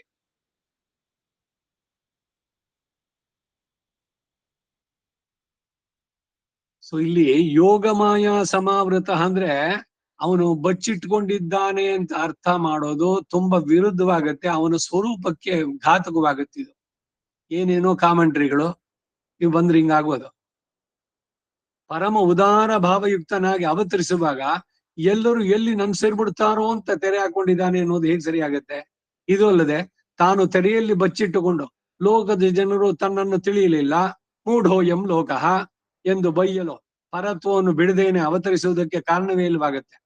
ಯಾವಾಗ ಮೂಢರು ಎಂದ್ರೆ ತಾನು ಪರತ್ವವನ್ನು ಬಿಡದೇನೆ ಅವತರಿಸಿ ಪರತ್ವವನ್ನು ತಿಳಿಯ ಬೇಕಾದಷ್ಟು ನಿದರ್ಶನಗಳಿದ್ರೂ ಕೂಡ ಅದರಿಂದ ತನ್ನ ಪರಂಭಾವವನ್ನು ತಿಳಿಯದೇ ಹೋದರೆ ಆಗ ಮೂಢೋಯಂ ಲೋಕಃ ಎಂದು ಹೇಳ್ಬೋದು. ಇದು ನಿಂದೆಯೇ ಅಲ್ಲ, ಪರಿತಾಪದಿಂದಲೇ ಹೇಳಿದ ಮಾತು. ಹೇ ಮರ್ತ್ಯಾಹ ಪರಮಂ ಹಿತಂ ಶೃಣುತವೋ ವಕ್ಷ್ಯಾಮಿ ಸಂಕ್ಷೇಪತಃ. ಮಡೈ ನೆಂಜೆ ಅಂತಾರೆ. ಮೂರ್ಖ ಮನಸ್ಸೇ, ಲೋಕವನ್ನ ಮೂರ್ಖರು ಅಂತ ಹೇಳೋಲ್ಲ ಆಳ್ವಾರಗಳು. ತಮ್ಮ ಮನಸ್ಸನ್ನೇ ನಿಂದಿಸ್ಕೊಂಡು ನೀನೇನು ಬರೀ ಈ ಶರೀರ, ಇದರ ಪೋಷಣೆ, ಈ ಇಂದ್ರಿಯಗಳ ಸುಖ, ಇದೇನೇ ಜೀವನದ ಪರಮ ಉಚ್ಚ ಗುರಿ ಅನ್ಕೊಂಡಿದೀಯಲ್ಲ, ಇವೆಲ್ಲ ಶಾಶ್ವತವೋ ನಿನಗೆ? ಆ ವಿವೇಕ ಯಾವಾಗ ಬರೋದು? ಶರೀರವೇ ನಾನು ಅನ್ನೋ ಭ್ರಮೆ ಹೋಗೋದು ಯಾವಾಗ? ಸುಲಭವಾಯ್ದು ಹೋಗೋದು. ಯಾಕೆ ಹೋಗಲ್ಲ? ಯಾಕೆ ಅಂದ್ರೆ ಇದು ಒಂದ್ ಜನ್ಮದ್ದಲ್ಲ, ಇದು ಅನೇಕ ಅಸಂಖ್ಯೇಯವಾದಂತಹ ಜನ್ಮಗಳು ಶರೀರದೊಂದಿಗೆ ಇದು ಶರೀರವೇ ನಾನು ಅನ್ನೋದು. ಇದೇ ಮಮ ಮಾಯಾ ಇದು ಹೇಳೋದಲ್ಲಿ ದೈವೀಕೇಶ ಮಮ ಮಾಯಾ ದುರತ್ಯಯ. ಅದಕ್ಕೇನ್ ಮಾಡ್ಬೇಕು ಅಂದ್ರೆ ಈ ಅರಿವು ಸದಾ ಉಂಟಾಗುವಂತೆ ಮಾಡ್ತಾ ಇರ್ಬೇಕು. ಅದಕ್ಕೆ ಭಗವಂತನ ಸದಾ ನೆನ್ಸ್ಕೊಳ್ಬೇಕು, ಅವನಿಗೆ ಧನ್ಯವಾದ ಹೇಳಬೇಕು, ಕ್ಷಮಾ ಪ್ರಾರ್ಥನೆ ಮಾಡ್ಬೇಕು ನಿತ್ಯವೂ ಕೂಡ. ಕಾಯ ವಾಚ ಮನಸ ನನ್ನಿಂದ ಏನೇನಾಗಿದೆ ಬುದ್ಧ್ಯಾತ್ಮನಾವ ಪ್ರಗತಿ ಸ್ವಭಾವಾತೆ ಕರೋಮಿ ಯದ್ಯತೆ, ಎಲ್ಲವನ್ನು ನಿನಗೆ ಸಮರ್ಪಣೆ ಮಾಡ್ತೇನೆ. ಭಗವದಪಚಾರ, ಭಾಗವತಾಪಚಾರ, ಅಸಖ್ಯಾಪಚಾರ ರೂಪ ನಾನಾ ವಿಧಾನಂತಾಪಚಾರಾನ್ ಆರಬ್ಧಕಾರಾನ್ ಅನಾರಬ್ಧಕಾರ್ಯಾನ್ ಕೃತಾನ್ ಕ್ರಿಯಮಾಣಾನ್ ಕರಿಷ್ಯಮಾಣಾಂಚ ಸರ್ವಾನ್ ಅಶೇಷದ ಕ್ಷಮಸ್ವ. ರಾಮಾನುಜರಿಂದ ಹೇಗೆ ಕ್ಷಮಾಪಣೆ ಕೇಳ್ಬೇಕು ಅಂದ್ರೆ ಭಗವಂತನಲ್ಲಿ ಏನ್ ಕೇಳ್ಬೇಕು ಅನ್ನೋದನ್ನ ಅರ್ಜುನನಿಂದ ಕಲಿಬೇಕು. ಕಾರ್ಪಣ್ಯ ದೋಷೋಪಹತ ಸ್ವಭಾವ ಪೃಚ್ಛಾಮಿ ತ್ವಾ ಧರ್ಮ ಸಮ್ಮೂಢ ಚೇತಾಹ ಯತ್ ಶ್ರೇಯಸ್ಯಾತ್ ನಿಶ್ಚಿತಂ ಬ್ರೂಹಿ ತನ್ಮೇ ಶಿಷ್ಯಸ್ತೇಹಂ ಶಾದಿಮಾಂ ತ್ವಾಂ ಪ್ರಪನ್ನಂ. ಪ್ರತಿದಿನ ತನಿಯಂಗಳ ಜೊತೆಗೆ ಈ ಪ್ರಾರ್ಥನೆ ಹೇಳಬೇಕು. ಪುಲ್ಲಿಂಗ ಸ್ತ್ರೀಲಿಂಗ ಬೇಗ ಭೇದ ಮಾಡ್ಕೊಂಡದನ್ನ. ಶಿಷ್ಯಾತೆ ಸ್ತ್ರೀಯರು ಹೇಳ್ಬೇಕಾದ್ರೆ, ಶಾದಿಮಾಂ ತ್ವಾಂ ಪ್ರಪನ್ನಾಂ ದೀರ್ಘ ಬರ್ಬೇಕಲ್ಲಿ, ಆಕಾರ ಅಂತ ಸ್ತ್ರೀಲಿಂಗ.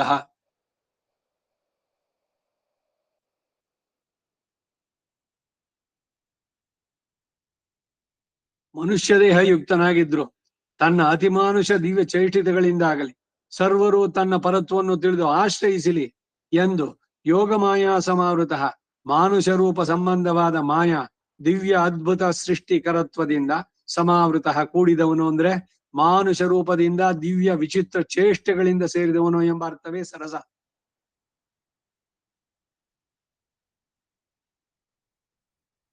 ನತೈ ರೂಪಂ ನ ಚಾಕಾರೋ ನಾಯುಧಾನಿ ನ ಚಾಸ್ಪದಂ ತಥಾಪಿ ಪುರುಷಾಕಾರೋ ಭಕ್ತಾನಾಂ ತ್ವಂ ಪ್ರಕಾಶಸೆ. ಅವನಿಗೆ ಒಂದು ರೂಪ ಅಂತಿದ್ಯಾ? ಇದಕ್ಕೇನೆ ಇವರೆಲ್ಲ ಒಪ್ಪೋದಿಲ್ಲ, ಈ ಕ್ರಿಸ್ತರು ಮುಸ್ಲಿಮರು ಇವರೆಲ್ಲ. ಅವನಿಗೆ ರೂಪನೇ ಇಲ್ಲ. ನೀವೇನಾದ್ರು ಒಂದ್ ರೂಪ ಹೇಳಿದ್ರೆ ಅವನಷ್ಟಕ್ಕೆ ಲಿಮಿಟೆಡ್ ಅಂತ ಅವ್ರ ಬುದ್ಧಿ ಅಷ್ಟೇನೆ. ಅದಕ್ಕೆ ಇವರು ಅದ್ವೈತಿಗಳು ನೀವು ಅವನ ಆಕಾಶದಷ್ಟು ದೊಡ್ಡದಾಗಿದ್ದಾನೆ ಅಂದ್ರೆ ನೇತಿ ಅಂತಾರೆ, ಅಷ್ಟಲ್ಲ. ಹಿಮಾಲಯ ಪರ್ವತದಷ್ಟು ಎತ್ತರವಾಗಿದ್ದಾನೆ ನೇತಿ, ಅದಲ್ಲ ಅಂತಂದ್ರು. ನಾವ್ ಹೇಳೋದರ್ಥ ಅಷ್ಟೇ ಅಲ್ಲ ಅಂತ. ಅವ್ರು ಅದಲ್ಲ ಅಂತಾರೆ, ನಾವು ಅಷ್ಟೇ ಅಲ್ಲ ಅಂತೀವಿ. ನೇತಿ ನೇತಿ, ಕಾನ್ಸೆಪ್ಟ್ ಆಫ್ ನೇತಿ ನೇತಿ ಅಂತ. ನ ಈತಿ, ಯಾಕೆಂದ್ರೆ ಅದು ಅಂತ ಹೇಳ್ಬಿಟ್ರೆ ಅವನ್ ಲಿಮಿಟ್ ಆಗೋಯ್ತು. ಅವಾಗ ಅವನು ಎಲ್ಲದಕ್ಕಿಂತನೋ ಅಷ್ಟೇ ಅಲ್ಲ ಅನ್ನೋದು ಎಷ್ಟರ ಮಟ್ಟಿಗೆ ಸಮಂಜಸ ಅಂದ್ರೆ ಬೇರೆ ಶ್ರುತಿಗಳಿಗೂ ಇದು ಕೋಆರ್ಡಿನೇಷನ್, ಸರ್ವ ಸಾಮಂಜಸ್ಯ, ಶ್ರುತಿ ಸಾಮಂಜಸ್ಯವನ್ನ ರಾಮಾನುಜರ ಭಾಷ್ಯದಲ್ಲಿ ಕಾಣುವಂತದ್ದು. ಭಗವಂತನನ್ನು ಪೂರ್ಣವಾಗಿ ತಿಳಿಯೋಕ್ಕಾಗತ್ತೋ? ಆಗೋಲ್ಲ. ಆಗೋದೇ ಇಲ್ಲ ಅಂತಂದ್ರೆ ಮತ್ತ್ಯಾಕೆ ಅವನನ್ನ ಈಗ ಗಗನ ಕುಸುಮ ಅಂತ ಕವಿ ಸಮಯ ಕವಿಗಳು ಹೇಳ್ತಾರೆ, ಆಕಾಶದ ಪುಷ್ಪ. ಆಕಾಶದಲ್ಲಿ ಪುಷ್ಪ ಇದೆಯೇನೋ? ಗಗನ ಕುಸುಮ ನೋಡಿದ್ದೀರಿ ಯಾರು? ಹಾಗೆ ಭಗವಂತ ಅನ್ನೋದು ಬರೀ ಒಂದು ಭ್ರಮೆ ಅಷ್ಟೇ. ಈ ರೀತಿ ವಾದಗಳು. ಹಾಗೆ ಅಲ್ಲ, ಭಗವಂತನಿಗೆ ದಿವ್ಯಮಂಗಳ ವಿಗ್ರಹ ಇದೆ. ನೋಡುವಂತ ತೀವ್ರವಾದ ಬಯಕೆ ನಿಮಗಿದ್ರೆ ಯಾವಾಗ? ಅತ್ಯಂತ ವ್ಯಾಮೋಹತಃ ಭಗವಂತನ ದಿವ್ಯ ಚರಣ ಕಮಲಗಳಲ್ಲಿ ತದಿತರಾಣಿ ತೃಣಾಯಮೇನೆ, ಬೇರೆ ಎಲ್ಲವನ್ನು ತೃಣಕ್ಕೆ ಸಮಾನವಾಗಿ ನೋಡಬೇಕು. ಈ ಸಂಸಾರ, ಈ ಸಂಬಂಧ, ಈ ಪ್ರಕೃತಿಯ ಈ ಮೆಟೀರಿಯಲ್ ಗೇನ್ಸು, ಇಲ್ಲಿಯ ಭೋಗಗಳು, ಈ ಇಂದ್ರಿಯ ಸೆನ್ಸರಿ ಪ್ಲೆಜರ್ಸು, ಇವೆಲ್ಲದಕ್ಕಿಂತ ಅತೀತವಾಗಿ ಹೋಗ್ಬೇಕು. ಆ ಮಟ್ಟಕ್ಕೆ ಇರಿದ್ರೆ ಆಮೇಲೆ ಅವನನ್ನ ನೋಡ್ಬೇಕು ಅನ್ನೋ ಬಯಕೆ ಉಂಟಾಗ್ಬೇಕು. ಅದು ತೀವ್ರವಾಗ್ಬೇಕು. ಪರೀಕ್ಷಾ ಜಗನ್ನಾಥ ಪರೀಕ್ಷೆ ಮಾಡಿ ಆಮೇಲೆ ಅವನು ಜನಾರ್ದನ ಅನ್ನೋ ಪದ, ಜನಾನ್ ಆರ್ದಯತಿ ಪೀಡಯತಿ ಅಂತ. ಮೂಲೋಕದಯ್ಯ ದೇವನಮ್ಮಯ್ಯ, ಸೋಲಿಸಬೇಡ ಗೆಲಿಸಯ್ಯ, ನೀನ್ ಕೊಡೋ ಪರೀಕ್ಷೆನಲ್ಲಿ ನಮ್ಮನ್ನು ಸೋಲಿಸ್ಬೇಡ, ಅದಕ್ಕೂ ನಿನ್ನಲ್ಲೇ ಶರಣಾಗ್ತೀವಿ. ನಾನ್ ನಿಮ್ಮನ್ನ ನೋಡ್ಬೇಕು, ನನ್ಗೇನು ಬೇಡ, ನೀನೇನ್ ಕೊಡೋದು ಬೇಡ ನನಗೆ. ಯಾಕೆಂದ್ರೆ ನಾನು ಅನ್ನೋನಿಲ್ಲ ಇವಾಗ, ನಾನ್ ನಿನಗೆ ಒಪ್ಸಿದ್ದಾಯ್ತು. ಇದೇ ಪ್ರಪತ್ತಿ ಶರಣಾಗತಿ. ಮಾ ಮದೀಯಂಚನಿಖಿಲಂ ಚೇತನ ಅಚೇತನಾತ್ಮಕ ಸ್ವಕೈಂಕರ್ಯೋಪಕರಣ ಮೇ ವರದ ಸ್ವೀಕರು ಸ್ವಯಂ. ನನ್ನನ್ನ ನೀನು ಸ್ವೀಕರಿಸು ಅಂತ ಹೇಳಿದ್ಮೇಲೆ ಮತ್ತೆ ಇನ್ನು ನಾನು ನಾನು ಅಂತ ಹೇಳೋದು ಹಿಂಗಾಯ್ತು? ಅವನು ಕೊಟ್ಮೇಲೆ ನಾನು ನಿಮಗೆ ಇದನ್ನೆಲ್ಲ ಕೊಟ್ಬಿಡ್ತೀನಿ ಅಂತ ಬರೀ ಬಾಯಿನಲ್ಲಿ ಇಟ್ಬಿಟ್ಟು ಕೊಡದೇ ಇದ್ರೆ ಅವಾಗ ಹೇಳ್ಬೋದು, ಇಲ್ಲ ನಾಳೆ ಕೊಟ್ಬಿಡ್ತೀನಿ ಅಂತ. ಮತ್ತೆ ನಾಳೆ ಬಂದಾಗ ಅಯ್ಯೋ ಮರ್ತೋಯ್ತು, ಮತ್ತೆ ಕೊಡ್ತೀನಿ. ಇಲ್ಲ ನಾನು ನಿಮ್ಗೇನೆ ಕೊಡ್ತೀನಿ ಅಂತ ಎಣ್ಕೊಂಡಿರೋದು. ಕೊಟ್ಟು ಬಿಟ್ರೆ, ಕೊಟ್ಟ ಮೇಲೆ ಏನು ಅಂದ್ರೆ ಅದು ನಮಃ ಆಗ್ಬೇಕು. ನೀನ್ ಸ್ವೀಕಾರ ಮಾಡಿದ್ಯಲ್ಲ ಅದರಿಂದ ಅದು ನನ್ನದಲ್ಲ. ಇನ್ನೊಂದು ನಮಸ್ಕಾರ. ಸ್ವೀಕಾರ ಮಾಡಿದ್ಯಲ್ಲ ನೀನು, ಅದಕ್ಕೆ ನಿನಗೆ ನಮಸ್ಕಾರ. ಎರಡನೇದು, ಈ ವಸ್ತು ನಾನು ನಿನಗೆ ಕೊಟ್ಟ ಮೇಲೆ ಇದು ನಂದಲ್ಲ, ನೀನೇ ಇಟ್ಕೊಳ್ತೀಯೋ, ಇನ್ನು ಯಾರಿಗಾರು ಕೊಡ್ತೀಯೋ, ಇಲ್ಲ ಬಿಸಾಕ್ತೀಯೋ, ಇಲ್ಲ ಚೂರು ಮಾಡ್ತೀಯೋ, ಒಂದು ಚೂರು ಮಾತಾಡೋಲ್ಲ ನಾನು. ಯಾಕೆ ಅಂದ್ರೆ ಅದು ನಂದಲ್ಲ ಇವಾಗ. ಹಾಗೆ ಈ ಆತ್ಮವನ್ನ ಭಗವಂತನ ಕೊಟ್ಟಿದ್ಮೇಲೆ ಮತ್ತೆ ನಾನು ಅಂತ ಹೇಳಿದ್ರೆ ಕೊಟ್ಟೇ ಇಲ್ಲ ನೀವು. மாமா உங்களுக்கு இப்போ 8 வருஷத்து பின்னே ஒரு திருப்பாவை இத்தோடு வருஷம் சாலு கொடுத்திருந்தேன், யூஸ் பண்ணிக்கிட்டீங்களா? 8 ವರ್ಷದಿಂದೇನೋ 10 ವರ್ಷದಿಂದೇನೋ ಒಂದು ಶಾಲು ಕೊಟ್ಟಿದ್ದು, ಅದು ನೀವಿನ್ನು ಉಪಯೋಗಿಸ್ತಾ ಇದ್ದೀರಾ ಅಂತ ಕೇಳಿದ್ರೆ ನೀವು ಕೊಟ್ಟೇ ಇಲ್ಲ. ನಾನು ಕೊಟ್ಟಿದ್ದು ಉಪಯೋಗಿಸ್ತಾ ಇದ್ದೀರಾ? ನೀವು ಕೊಟ್ಟ ಮೇಲೆ ಅದ್ ನಾನೇ ಇಟ್ಕೊಳ್ತೀನೋ ಬೇರೆಯವ್ರು ಕೊಡ್ತೀನೋ ಇಲ್ಲ ಜೀರ್ಣವಾಗಿ ಹರಿದು ಬಿಸಾಕಿನೋ ಏನೋ ಆಯ್ತು. ನಾನು ಕೊಟ್ಟೆ ಅಂತ ಇಲ್ಲ, ಕೊಟ್ಟು ಮರೆಯಬೇಕು ಅಂತ ಹೇಳೋದು ಇದು ದಾನದಲ್ಲಿ ಬರೋದು, ರಾಮನಿಂದ ಕಲಿಬೇಕಾದದ್ದು. ಯಾರಿಗಾರು ಏನಾದ್ರು ಕೊಟ್ರೆ ಕೊಟ್ಬಿಟ್ಟು ಮರ್ತು ಬಿಡ್ಬೇಕು. ಬೇರೆಯವರು ಏನಾದ್ರು ಕೊಡ್ತಾರಲ್ಲ ಅದನ್ನ ಮರಿಬಾರ್ದು. ನಾವ್ ಇದಕ್ಕೆ ಉಲ್ಟಾ ಕೃತಜ್ಞ ಅನ್ನೋದಕ್ಕೆ ಇದಕ್ಕೇನೆ ನಾಸ್ತಿ ಪ್ರಾಯಶ್ಚಿತ್ತ ಕೃತಜ್ಞನಿಗೆ, ಉಪಕಾರ ಸ್ಮರಣೆಯನ್ನು ಮಾಡದೇ ಇರೋನು. ಹೀಗೆ ನಾವು ಮಾಡಿದ್ದನ್ನು ಮಾತ್ರ ನಾವು ನೆನೆಸ್ಕೊಳ್ತೇವೆ, ಬೇರೆಯವ್ರನ್ನ ಮಾಡಿದ ಅಯ್ಯೋ ಏನ್ ಕೊಟ್ಟಿದ್ ಮಹಾ ಅವರು, ಉಳ್ತು ಹೋಗೋ ಅಷ್ಟಿತ್ತು, ಕೊಳತು ಹೋಗೋ ಅಷ್ಟಿತ್ತು ಐಶ್ವರ್ಯ, ಕೊಟ್ಟಿದ್ರೆ ಇನ್ನೂ ಚೆನ್ನಾದನ್ನೇ ಕೊಡ್ಬೋದಾಗಿತ್ತು, ಕೊಟ್ಟಿದ್ ನೋಡಿ ಹೆಂಗಿದೆ. ಅವ್ರ ಬಗ್ಗೆ ನಿಮಗೆ ಗೌರವ ಆಗ್ಲಿ, ಅದನ್ನ ಪಡೆದಕ್ಕೆ ಕೃತಜ್ಞತಾಪೂರ್ವಕವಾದದ್ದು.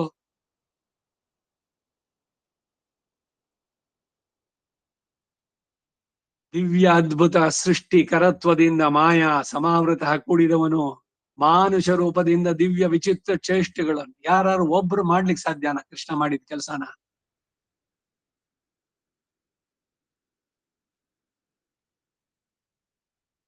ಸಮಾವೃತ ಎಂಬ ಪ್ರಯೋಗದಿಂದ ಯಾವುದರಿಂದಲೋ ಆವರಿಸಲ್ಪಟ್ಟು ಮರೆಸಿಕೊಂಡು ಇರುವ ಅರ್ಥ ಎಂಬ ತೋರಿ ಬರುವುದಿಲ್ವೋ ಅಂದ್ರೆ, ತನ್ನ ಮಹಾತ್ಮೆಯನ್ನು ತಿಳಿಸುವ ದಿವ್ಯ ಕಲ್ಯಾಣ ಗುಣಗಳೇನು, ಅತ್ಯದ್ಭುತಗಳಾದ ಅತಿ ಮಾನುಷ ದಿವ್ಯ ಚೇಷ್ಟಿತಗಳೇನು, ಇವುಗಳಿಂದಲೇ ಸುತ್ತುವರಿಯಲ್ಪಟ್ಟವನು.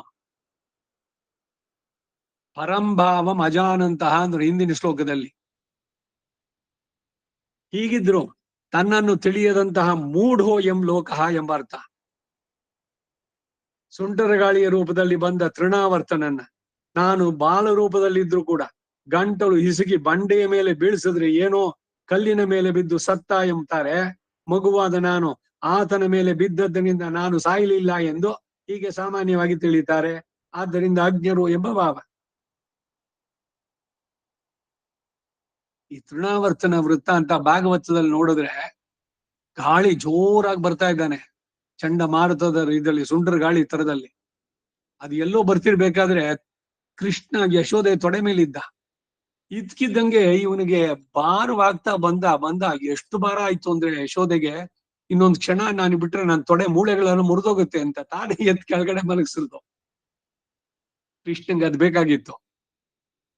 ಇವಳು ಮಲಗಿಸೋ ಕೆಳಗಡೆ ಭೂಮಿ ಮೇಲೆ ಮಲಗಿಸೋದಕ್ಕೆ ಸರಿಯಾಗಿ ಆ ತೃಣಾವರ್ತ ಬಂದ. ಎಲ್ಲೆಲ್ಲೂ ಧೂಳು ಗಾಳಿ, ಕಣ್ಗೆಲ್ಲ ಧೂಳು, ಕಣ್ಣು ಬಿಟ್ಟು ನೋಡೋಕೆ ಇಲ್ಲ. ಅಲ್ಲಿ ಕೃಷ್ಣನ್ ಎತ್ಕೊಂಡ್ಬಿಟ್ಟ ಅವನು. ಇವನ್ ಸುಮ್ಮನೆ ಇದ್ದ, ಹೋಯ್ತು ಕತ್ತಿನ ತನಕ ಹೋದ ಅವನ ಇದ್ರಲ್ಲಿ ಆ ರೂಪದಲ್ಲಿ ಬಂದವನು. ಇವನನ್ನ ಎತ್ತಿ ಚಂಡಮಾರುತದಲ್ಲಿ ಸಿಕ್ಕಾಕೊಂಡು, ಈ ಟಾರ್ನೆಡೋಸ್ ಅಂತಾರೆ ಹೊರದೇಶಗಳಲ್ಲಿ, ಬಂದ್ರೆ ಏನು ಉಳಿಯೋದಿಲ್ಲ. ಅದಕ್ಕಾಗಿ ಮನೆಗಳಲ್ಲಿ ಎಲ್ಲ ಕೆಳಗಡೆ ನೆಲಮಾಳಿಗೆ ಕೆಳಗಡೆನಲ್ಲಿ ಒಂದೊಂದು ರೂಮ್ ಮಾಡಿರ್ತಾರೆ, ಭೂಮಿಯ ಲೆವೆಲ್ ಇಂದ ಇನ್ನೂ ಕೆಳಗಡೆ. ಎಲ್ಲರೂ ಸಡನ್ ಆಗಿ ಸೈರನ್ ಬಂದಿದ ತಕ್ಷಣ ಎಲ್ಲ ಒಳಗಡೆ ಹೋಗ್ಬೇಕು. ಮನೆ ಪೂರ ಎಗ್ರಕೊಂಡು ಹೋದ್ರು ಕೂಡ ಜೀವ ಬದುಕಿದ್ರೆ ಇನ್ನೊಂದ್ಸಲಿ ಮಾಡ್ಕೋಬಹುದು ನೀವು. ಹಾಗೆ ಇವನನ್ನ ಮೇಲಕ್ಕೆ ಎತ್ತಿದಾಗ ತೃಣಾವರ್ತನ ಕತ್ತನ್ನು ಭದ್ರವಾಗಿ ಹಿಡ್ದ. ಆಮೇಲೆ ಅವನು ನಿಜ ರೂಪದಲ್ಲಿ ಸತ್ತ. ಒಂದೇ ಎರಡೇ ಇವನು ಮಾಡಿದ ಕೆಲಸಗಳು. ಶಕಟಾಸುರನನ್ನ ಬಾಲನಾಗಿ ನಾನು ಕೊಂದರೆ பொன்னச்சகட முதைத்தாய் புகழ் போத்தி கண்ணு ಕುಣಿಲ ಎರಿಂದಾಯ್ ಕಳಲ್ ಪೋತಿ.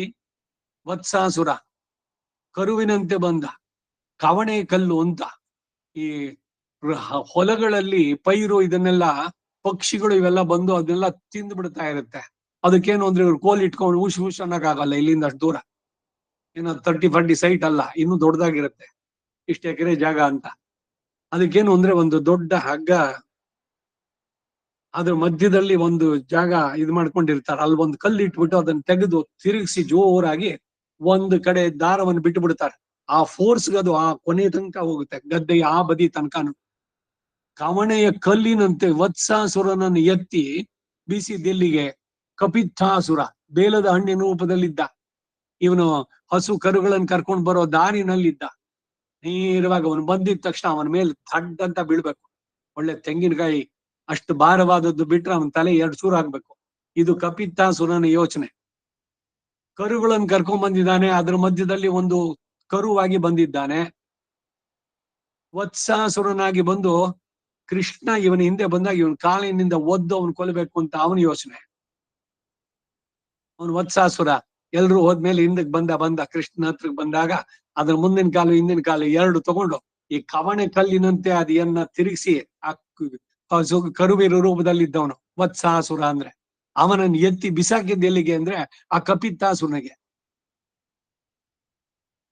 ಮುಳ್ಳನ್ನ ಮುಳ್ಳಿಂದಲೇ ತೆಗೆದ್ರು ಅಂತ. ಹಾಗೆ ಇಬ್ಬರನ್ನು ಒಟ್ಟಿಗೆ. ಇದಕ್ಕೆಲ್ಲ ಮಂಗಳಾಶಾಸನ ಅಲ್ಲಿ.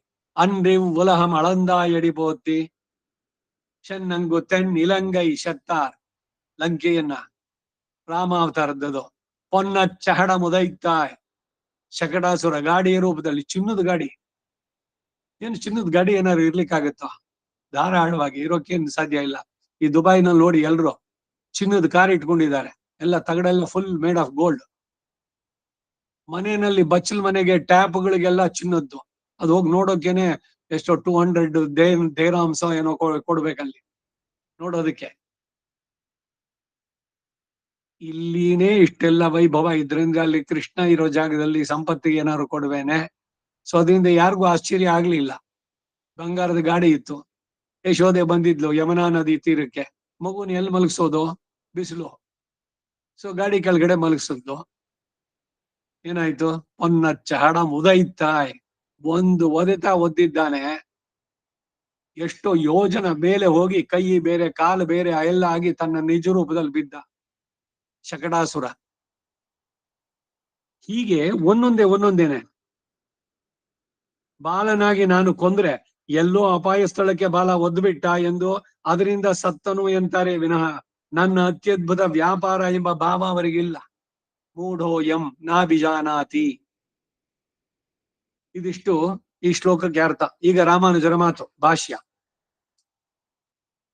ಕ್ಷೇತ್ರಜ್ಞ ಅಸಾಧಾರಣ ಮನುಷ್ಯತ್ವಾದಿ ಸಂಸ್ಥಾನ ಯೋಗ್ಯಾಖ್ಯ ಮಾಯೆಯ ಸಮಾವೃತಃ ಅಹಂ ನ ಸರ್ವಸ್ಯ ಪ್ರಕಾಶಃ ಮಯಿ ಮನುಷ್ಯತ್ವಾದಿ ಸಂಸ್ಥಾನ ದರ್ಶನ ಮಾತ್ರೇಣ ಮೂಢೋಯಂ ಲೋಕೋ ಮಾಮತಿ ಅತಿವಾಯ್ವೀಂದ್ರ ಕರ್ಮಾಣಮತಿ ಸೂರ್ಯಾಗ್ನಿ ತೇಜಸಂ ಉಪಲಭ್ಯಮಾನಂ ಅಜಂ ಅವ್ಯಯಂ ಏಕಿಲ ಆಗ್ಬಿಟ್ಟಿದ. ಅಖಿಲ ಜಗದೇಕ. ಅಖಿಲ ಅದು ಏಕಿಲ ಅಂತ ಪದ ಇಲ್ಲ. ಅಖಿಲ ಜಗದೇಕ ಕಾರಣಂ ಸರ್ವೇಶ್ವರಂ ಮಾಂ ಸರ್ವ ಸಮಾಶ್ರಯಣೀಯತ್ವಾಯ ಮನುಷ್ಯತ್ವ ಸಂಸ್ಥಾನ ಆಸ್ಥಿತಂ ನಾಭಿಜಾನಾತಿ. ಇದು ರಾಮಾನುಜರ ಮಾತು 25ನೆಯ ಶ್ಲೋಕಕ್ಕೆ. ಈಗ ಭಾಷ್ಯದಾರ್ಥ. ಹೀಗೆ ಅತ್ಯದ್ಭುತ ದಿವ್ಯ ಚೇಷ್ಟಿತಗಳಾದ ನನ್ನ ಪರತ್ವವನ್ನು ತಿಳಿಯಬಹುದಾಗಿದ್ರೂ ಕೂಡ ಎಲ್ಲರೂ ತಿಳಿದೇ ಇರುವುದಕ್ಕೆ ಕಾರಣ ಯೋಗಮಾಯ ಸಮಾವೃತತ್ವ ಅನ್ನುವನ್ನ ಹೇತುತ್ವೇನ ಹೇಳಿರುವುದು. ಕಾರಣಗಳಿಂದ ಸಕಾರಣವಾಗಿ ಹೇಳಿದ್ದು. ಕಾರಣವನ್ನು ತಿಳಿಸುವ ಉದ್ದೇಶವಾಗಿ ಮೊದಲು ಇದಕ್ಕೆ ಭಾಷೆಯನ್ನು ಬರೀತಾರೆ.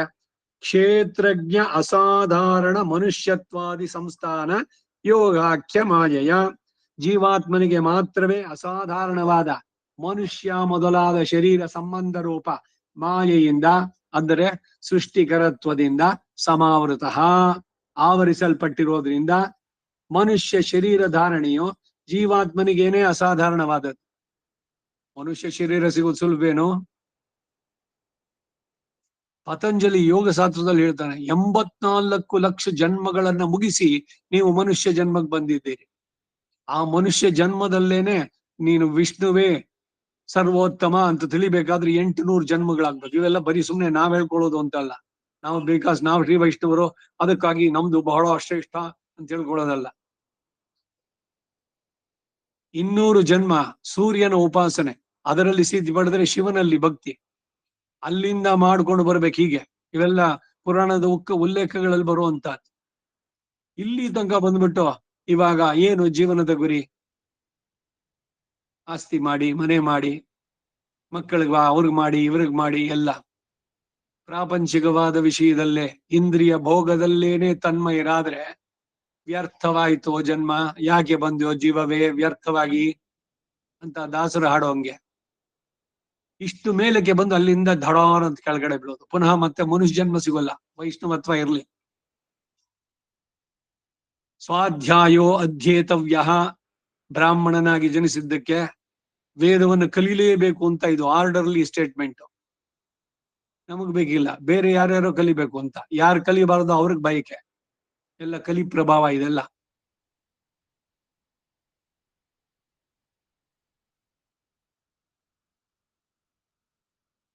ಮನುಷ್ಯ ಶರೀರ ಧಾರಣೆ ಜೀವಾತ್ಮನಿಗೇನೆ ಅಸಾಧಾರಣವಾದದ್ದು, ಸರ್ವೇಶ್ವರನಿಗೆ ಅದು ಅಸಾಧಾರಣವಾದದ್ದಲ್ಲ. ಯಾವಾಗ ಶ್ರೀಕೃಷ್ಣ ಮಾನುಷ ರೂಪಧಾರಿಯೋ ಆಗ ಆ ಕಾರಣದಿಂದ ಎಲ್ಲರೂ ಮನುಷ್ಯ ಎಂದೇ ತಿಳಿಯುವರೇ ವಿನಃ ಸರ್ವೇಶ್ವರ ಎಂದು ತಿಳಿಯಲಾರರು ಎಂಬುದು ಅಭಿಪ್ರಾಯ. ಬೇರೆ ಯಾರು ಬೇಡ. ಅನೇಕ ಬಾರಿ ಈ ಕತೆ ಹೇಳಿದ್ದೆ ನಾನು. ಧರ್ಮರಾಜ ಕೂತಿದ್ದಾನೆ ಕಾಡಿನಲ್ಲಿ, ದ್ರೌಪದಿಗೆ ಅಕ್ಷಯ ಪಾತ್ರೆ ಸಿಕ್ಕಿದೆ. ಆದ್ರೇನು ಅಂದ್ರೆ ಅವಳು ಊಟ ಆಗೋದ್ರೆ ಆಮೇಲೆ ಅದ್ರಲ್ಲಿ ಸಿಗೋಲ್ಲ. ಅಲ್ಲಿ ತನಕ ಎಷ್ಟು ಸಹಸ್ರ ಜನ ಬಂದ್ರು ಕೂಡ ಅದು ಅಕ್ಷಯವಾಗತ್ತೆ ಪಾತ್ರೆನಲ್ಲಿ. ದೂರ್ವಾಸ ಆತಿಥ್ಯ ದುರ್ಯೋಧನಲ್ಲಿ ಹೋದ. ದುರ್ಯೋಧನ ಚೆನ್ನಾಗಿ ಇದು ಬೇರೆ ಅಹಂಕಾರ, ಚೆನ್ನಾಗಿ ಅವ್ರನ್ನೆಲ್ಲ ತೃಪ್ತಿಗೊಳಿಸಿದ. ಸಂತೋಷವಾಯ್ತು ದುರ್ವಾಸರಿಗೆ. ಏನಾದ್ರು ಬೇಕಿದ್ರೆ ವರ ಕೇಳ್ಕೊ ಅಂತ. ನನಗೆಲ್ಲ ಇದೆ, ನಾನು ಯುವರಾಜ, ನೀವೊಂದ್ ಕೆಲಸ ಮಾಡಿ, ನನಗೆ ಸಂತೋಷ ಮಾಡ್ಬೇಕು ಅಂತಂದ್ರೆ ಆ ಪಾಂಡವರು ಇದಾರಲ್ಲಿ, ಅವರಲ್ಲಿಗೆ ಆ ದ್ರೌಪದಿ ಊಟ ಆದ್ಮೇಲೆ ನೀವು ಅಲ್ಲಿಗೆ ಹೋಗ್ಬಿಟ್ಟು ನಾ ಬಂದಿದ್ದೀನಿ 1,000 ಶಿಷ್ಯರೊಂದಿಗೆ, ನನಗೆ ಆಹಾರ ಸಿದ್ಧ ಮಾಡುವಂತ. ಇವ್ರು ಒದ್ದಾಡೋದನ್ನ ನೋಡಿ ಸಂತೋಷ ಪಡೋದು. ಕೆಲವರಿಗೆ ಈ ಕೈಯಲ್ಲಿ ಇರುತ್ತೆ, ನೋಡಿ ಇವಾಗ ಮಾಡ್ತೀನಿ ಅವನಿಗೆ, ಆಮೇಲೆ ಅವನ್ ಹೆಂಗೆ ಒದ್ದಾಡ್ತಾನೆ ಅದನ್ನ ನೋಡಿ ಸಂತೋಷ ಪಡೋದು. ಎಂತಹ ಟೇಸ್ಟು, ಅಭಿರುಚಿ. ಸರಿ ಆಯ್ತು ಅಂತ ಹೇಳ್ಬಿಟ್ಟು ದೂರ್ವಾಸ ತಾನು ವರ ಕೊಡ್ತೀನಿ ಅಂತ ಹೇಳಿದ್ನಲ್ಲ ಅವನಿಗೆ, ಅವನು ಹೇಳಿದಕ್ಕಾಗಿ ಬಂದ, ನಿಧಾನಕ್ಕೆ ಬಂದ. ಅಷ್ಟರಲ್ಲಿ ಪಾಂಡವರದೆಲ್ಲ ಆಗೋಗಿತ್ತು ಊಟ, ದ್ರೌಪದಿದು ಮುಗಿದೋಗಿದೆ. ದೂರ್ವಾಸ ಮಹರ್ಷಿ ಬಂದ, ಹೇಳಿದ್ರು ಧರ್ಮರಾಜ, ನಿನಗೆ ನಾನು ಇವಾಗ ಅತಿಥಿಯಾಗಿ ಬಂದಿದ್ದೇನೆ, ನನ್ನ ಶಿಷ್ಯರು 1,000 ಜನ ಇದ್ದಾರೆ, ಎಲ್ರಿಗೂ ನೀನು ಆಹಾರದ ವ್ಯವಸ್ಥೆ ಮಾಡೋಣ, ಹೋಗಿ ಆನಿಕ ಮುಗಿಸ್ಕೊಂಡ್ ಬರ್ತೀವಿ ಅಂತ ಹೋದ. ಧರ್ಮರಾಜ, ಅಮ್ಮ ದ್ರೌಪದಿ ಗೃಹಿಣಿ ನೀನು, ಎಲ್ಲರಿಗೆ ಅನ್ನವನ್ನು ಕೊಡ್ಬೇಕು, ಎಲ್ಲ ವ್ಯವಸ್ಥೆ ಮಾಡು ಅಂದ್ಬಿಟ್ಟು ಕೂತ್ಬಿಟ್ಟ ಸುಮ್ಮನೆ. ದ್ರೌಪದಿ ಊಟ ಆಗೋಗಿದೆ, ಏನ್ ಮಾಡ್ಬೇಕು? ಪತ್ನಿ ಕಷ್ಟದಲ್ಲಿದ್ದಾಗ ಸುಮ್ನೆ ಹೇಳ್ಬಿಟ್ಟು ಮಲಗ್ ಕೂತ್ಕೊಂಡ್ಬಿಡೋದಾ? ಹೋಗಿ ಏನಾರು ಇವನು ಸ್ವಲ್ಪ ಹೆಲ್ಪ್ ಮಾಡ್ಬಾರ್ದೆ?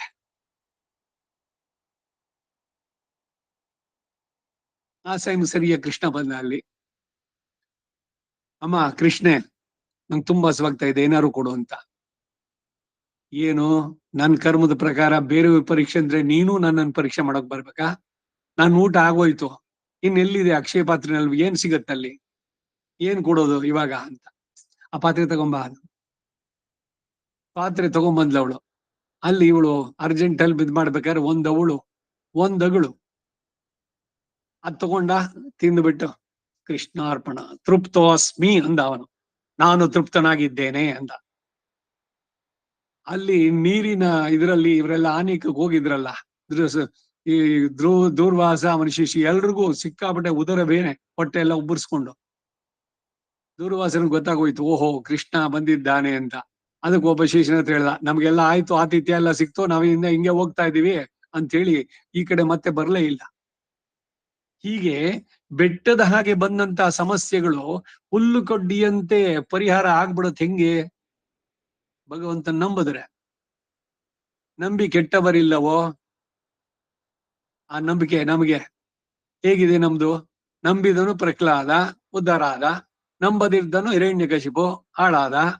ನಂಬಿಯೂ ನಂಬದ ಇಬ್ಬಂದಿ ನೀನು, ಸಿಂಬಳದಿ ನೊಣ ನೀನು ಮಂಕುತಿಮ್ಮ. ಯಾರೋ ಕ್ಯಾಕರ್ ಸುಗ್ದಿದ್ದಾರೆ, ಅದ್ರಲ್ಲಿ ಒಂದು ನೊಣ ಸೇರ್ಕೊಂಡ್ಬಿಟ್ಟಿದೆ, ಅದ್ರಲ್ಲಿ ಕಾಲು ಸಿಗಾಕೊಂಡಿದೆ, ಹೊರಗಡೆ ಬರೋಕ್ಕಾಗಲ್ಲ, ಇರಕ್ಕಾಗಲ್ಲ.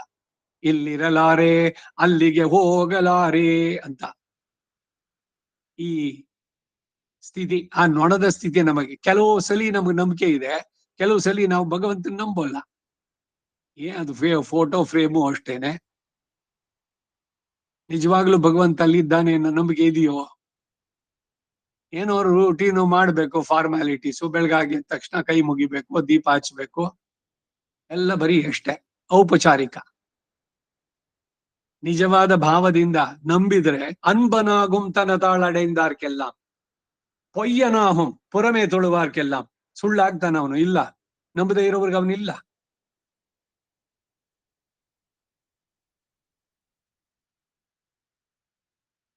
ಹೀಗೆ ಅವನೇ ಸರ್ವೇಶ್ವರ, ಅವನೇ ಜಗದಾಧಿಕಾರಣ ಎಲ್ಲ ಹೇಳ್ತಾ ಬಂದಾಗ ಯಾಕೆ ಇದ್ರದ್ದು ಹೇಳ್ದೆ ಅಂದ್ರೆ, ಈ ಅಕ್ಷಯ ಪಾತ್ರದ ಜೊತೆಗೆ ತುಂಬಾ ಖಿನ್ನನಾಗಿದ್ದ ಧರ್ಮರಾಜ. ಆ ಟೈಮ್ ಕೃಷ್ಣ ಪಕ್ಕದಲ್ಲೇ ಕೂತಿದ್ದಾನೆ. ಇವನ್ ಕೃಷ್ಣನ ಸಂಕಲ್ಪ. ಮಾರ್ಕಂಡೇಯ ಬಂದ ಅಲ್ಲಿಗೆ, ಮಹರ್ಷಿ ಋಷಿಯನ್ನ ಆಧರಿಸಿ ಅರ್ಘ್ಯಪಾದ್ಯ ಎಲ್ಲ ಕೊಟ್ಟ ಮೇಲೆ ಕೂತ್ಕೊಂಡು, ಧರ್ಮರಾಜ ಯಾಕೆ ಬಹಳ ಖಿನ್ನನಾಗಿದೆಯಲ್ಲ ಮನಸ್ಸು, ಮುಖ ನೋಡಿದ್ರೆ ತುಂಬಾ ಬಾಡಿದೆ, ನಿನ್ ಜೊತೆ ಇದ್ದಾನಲ್ಲ ಇವನು, ನಿಮ್ ಸೋದರತ್ತೆ ಮಗ ಅಷ್ಟೇ ಅನ್ಕೊಂಡಿದ್ಯಾ ನೀನು? ಇವನ್ ಯಾರು ಅನ್ನೋದು ನನಗೆ ಚೆನ್ನಾಗ್ ಗೊತ್ತು, ಅವನು ಪರಬ್ರಹ್ಮ. ಅವನು ರಾಮಾಯಣದಲ್ಲಿ ದಶರಥನ ಹತ್ರ ಬಂದು ವಿಶ್ವಾಮಿತ್ರ ರಾಮನಾಣಿಯಾಗಿ ನೀನ್ ಕೇಳಿದ್ದೆಲ್ಲ ಕೊಡ್ತೀನಿ ಅಂತ ಹೇಳಿದ್ದಂತ ದಶರಥನಿಗೆ ರಾಮನನ್ ಕಳ್ಸ್ಕೊಡು ಅಂದ. ಅಹಂ ವೇದ್ವಿ ಮಹಾತ್ಮಾನಂ, ಹಾಗೇನೆ ನಿನ್ನಲ್ಲಿರುವ ವಸಿಷ್ಠ ಇತ್ರಾದಿ ಮಹರ್ಷಿಗಳಿಗೂ ಗೊತ್ತು ಅವನ್ ಯಾರು ಅಂತ. ನೀನ್ ಬರೀ ನಿನ್ ಮಗ ಅಂತ ನೋಡ್ತೀಯ, ಮುಂದೆ ಆಗ್ಬೇಕಾದ ಕೆಲ್ಸಗಳಿದೆ ಅವನಿಂದ, ಅವನನ್ನು ಕಳ್ಸು. ಯೋ ಇಲ್ಲ, ಮಾರೀಚ ಸುಬಾಹು ಜೊತೆ ನಾನು ನೋಡಿದ್ದೀನಿ, I had N encounter with them ಹಿಂದೆ. ರಾಮ ಇನ್ನು ತುಂಬಾ ಚಿಕ್ಕವನು, ನಾನು ಬರ್ತೀನಿ ನನ್ನ ಚತುರಂಗ ಸೇನೆಯೊಂದಿಗೆ. ಬೇಡಯ್ಯ ನೀನ್ ಬರೋದು, ನಾ ಕೇಳಿದ್ದು ನೀನೇ ಹೇಳಿದೆ, ರಾಮನಾಣಿಯ ಕೊಡ್ತೀನಿ ಅಂತ. ಕಳಿಸೋದರೆ ರಾಮನ್ ಕಳಿಸು, ಇಲ್ಲಿ ನಾ ಹೋಗ್ತೀನಿ ಹೀಗೆ ಅಂದ ವಿಶ್ವಾಮಿತ್ರ. ಕಡೆಗೆ ವಸಿಷ್ಠ ಹೇಳಿ ಕಳಿಸಿದ್ದು.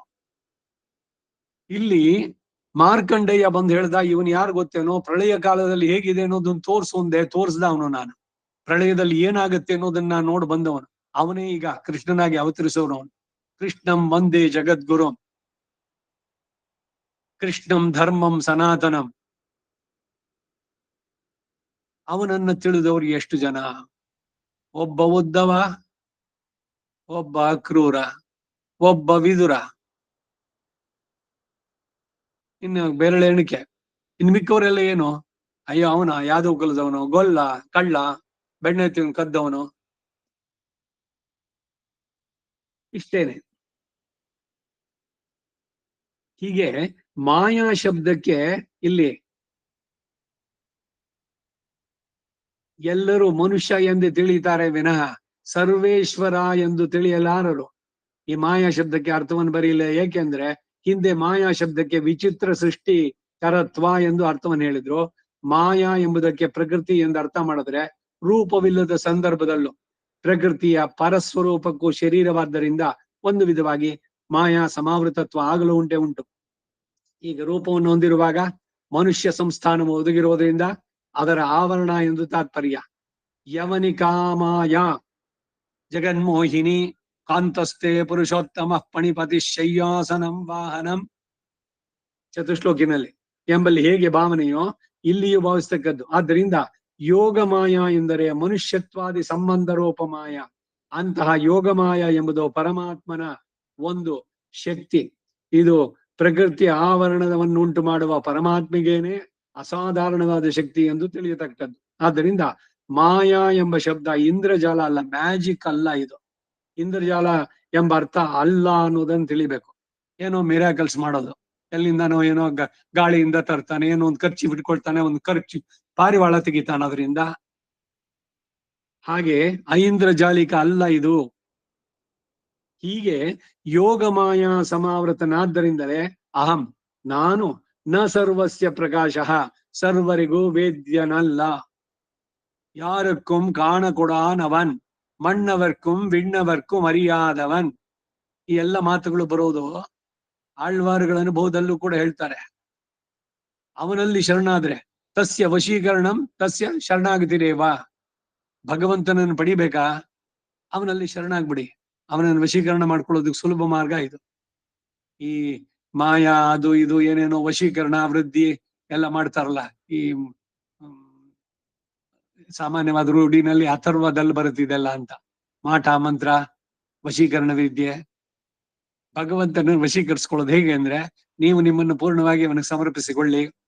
ನೀವು ಏನ್ ಹೇಳಿದ್ರೆ ಅವನು ಬರ್ತಾನೆ. ಶೊನ್ನ ವಣ್ಣಂ ಶೈದ ಪೆರುಮಾನ್ ಯಥೋಕ್ತಕಾರಿ ಸನ್ನಿಧಿ ಕಾಂಚೀಪುರದಲ್ಲಿ. ಯಥಾ ಉಕ್ತಂ, ನೀವ್ ಏನ್ ಹೇಳಿದ್ರೆ ಅದನ್ನ ನಡ್ಸೋಂತವನು ಆಗ್ತಾನೆ. ಸೊ ಅದರಿಂದ ಮಾಯೆ ಅಂದ್ರೆ ಇದು ಐಂದ್ರಜಾಲ ಅಲ್ಲ. ಹೀಗೆ ಯೋಗ ಮಾಯಾ ಸಮಾವೃತವಾದನಿಂದಲೇ ಅಹಂ ನಾನು ನ ಸರ್ವಸ್ಯ ಪ್ರಕಾಶ, ಸರ್ವರಿಗೂ ನಾನು ವೇದ್ಯನಲ್ಲ. ಅಹಂ ವೇದ್ವಿ ಮಹಾತ್ಮಾನ ಬಂದವನು ಮಹರ್ಷಿ. ಅವನು ತಪಸ್ಸು ಮಾಡಿದ್ದು ಸುಮ್ನೆ ಸಿಗ್ದ. ಇಲ್ಲಿ ಪ್ರಕಾಶ ಹೇಗೆ ಅಂದ್ರೆ ಪರತ್ವೇನ ಪ್ರಕಾಶ, ನಾನು ಪರತತ್ವ ಎಂದು ಪ್ರಕಾಶವಾಗುವುದಿಲ್ಲ ಎಂಬ ಭಾವ. ಹಾಗಾದ್ರೆ ನನ್ನದೇ ದೋಷ ಎನ್ನುತ್ತೀಯೋ? ಹಾಗೂ ಅಲ್ಲ, ನನ್ನಿಂದೇನು ದೋಷ ಇಲ್ಲ ಅಂತ ಹೇಳ್ತಾರೆ. ಅಖಿಲ ಹಯ್ಯ ಪ್ರತ್ಯನೀಕನ್ ಸಕಲ ಕಲ್ಯಾಣ ಗುಣ ಪರಿಪೂರ್ಣ. ಲೋಕದ ಜನರು ನನ್ನ ಮಹಾತ್ಮೆಯನ್ನು ತೋರಿಸಿದ್ರು ನೋಡದೆ ಹೋಗಿರ್ತಾರೆ. ನಾನು ಅವತರಿಸುವುದು ಎಲ್ಲರೂ ನನ್ನನ್ನು ಪರತತ್ವ ಎಂದು ತಿಳಿದು ಸರ್ವರು ಆಶ್ರಯಿಸಲಿ ಅಂತ. ಹೀಗಿದ್ದರೂ ನನ್ನ ಮಹಾತ್ಮೆಯನ್ನು ತಿಳಿದೇ ಹೋಗಿರುತ್ತಾರೆ ಅಂತ ತಿಳಿಸ್ತಾರೆ. ಭಗವದ್ಗೀತೆಯಲ್ಲಿ ಮನ್ಮನ ಭವ ಮದ್ಭಕ್ತು ಎಷ್ಟು ಸಲ ಹೇಳಿದಾನೆ, ಆದ್ರೂ ಇನ್ನೂ ಡೌಟೆ. ಎಲ್ಲ ಆಯ್ತು, ಯುದ್ಧ ಮುಗೀತು, ಎಲ್ಲ ಆಯ್ತು. ಆಮೇಲೆ ಅರ್ಜುನ ಕೃಷ್ಣ ಎಲ್ಲ ಕೂತ್ಕೊಂಡಿದ್ದಾಗ, ಕೃಷ್ಣ ಆ ಯುದ್ಧ ಆರಂಭಕ್ಕೆ ಮೊದ್ಲು ನೀನೇನೋ ಒಂದ್ ಸ್ವಲ್ಪ ಹೇಳಿದ್ಯಲ್ಲ, ಏನದು? ಅದಾಯ್ತು ಅಷ್ಟೇ. ನಷ್ಟೋ ಮೋಹ ಸ್ಮೃತಿರ್ಲಬ್ಧ ಕರಿಷ್ಯೇ ವಚನಂ ತವ ಅಂತೆಲ್ಲ ಹೇಳಿ ನನ್ನ ಮೋಹ ಇದೆಲ್ಲ ಹೋಯ್ತು ಅಂತ ಹೇಳಿದವನಿಗೆ ಮತ್ತೆ ಯಾಕೆ ಆವರಿಸ್ತು? ಇದೆ ಜಗನ್ಮಾಯ ಅನ್ನುವಂಥದ್ದು. ಹೀಗಿದ್ದರು ನನ್ನ ಮಹಾತ್ಮೆಯನ್ನು ತಿಳಿದೇ ಹೋಗಿರುತ್ತಾರೆ ಅಂತ ತಿಳಿಸ್ತಾರೆ. ಇದು ನನ್ ತಪ್ಪಲ್ಲ, ಅವರವರಗಳ ದುಷ್ಕರ್ಮಗಳ ಮೂಲಕ ಮೂಢರು ಅಂತ ಹೇಳ್ತಾನೆ. ಮುಂದೆ ಹೇಳ್ತಾನೆ, ಉತ್ತರಾರ್ಧವು ಪೂರ್ವಾರ್ಧದ ವಿವರಣವಾಗಿ ಭಾಷೆಯನ್ನು ಬರೀತಾರೆ. ಮೂಢೋ ಎಂಬುದಕ್ಕೆ ಅರ್ಥ ಬರೆಯುವರಾಗಿ ಹೇಗೆ ಮೂಢರು ಅನ್ನೋದನ್ನು ತಿಳಿಸ್ತಾರೆ.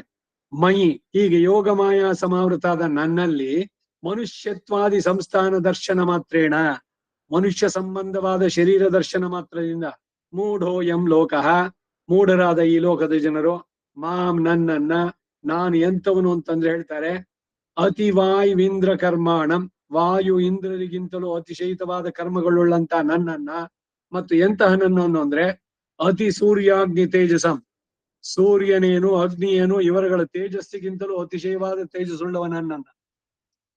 12 ಗಂಟೆ ಸೂರ್ಯ ಪ್ರಖರವಾಗಿರ್ಬೇಕಾದ್ರೆ ಒಂದು ಕ್ಯಾಂಡಲ್ ಹಚ್ಬಿಟ್ಟು ನೋಡಿ, ಅಲ್ಲಿ ಕಾಣಿಸುತ್ತಾ? ಎಲ್ಲ ಒಂದು ಮಿಣುಕು ಹುಳು ಅಲ್ಲಿ ಪ್ರಭಾವ ಕಾಣಿಸುತ್ತೋ? ಈ ಸೂರ್ಯ ಚಂದ್ರರೆಲ್ಲ ಅವನ ಮುಂದೆ ಒಂದು ಮಿಣುಕು ಹುಳುವಂತೆ. ಸ್ಫುರತ್ ಸಹಸ್ರಾರ ಶಿಖಾತಿ ತೀವ್ರಂ ಸುದರ್ಶನಂ ಭಾಸ್ಕರ ಕೋಟಿ ತುಲ್ಯಂ. ಪಂಚಾಯುಧ ಸ್ತೋತ್ರದಲ್ಲಿ ಸುದರ್ಶನ ಕೋಟಿ ಭಾಸ್ಕರರ ತೇಜಸ್ಸಿಗೆ ತುಲ್ಯ ಅಂದ್ರೆ ಸಮಾನವಾದವನು. ಸುದರ್ಶನಿಗೆ ಅಷ್ಟಾದೇನು ಭಗವಂತನಿಗೆ ಹೆಂಗಿರ್ಬೇಕು? ಅದರಿಂದ ಇವನ ತೇಜಸ್ ಏನು? ಸೂರ್ಯನ ತೇಜಸ್ ಅವನ ಮುಂದೆ.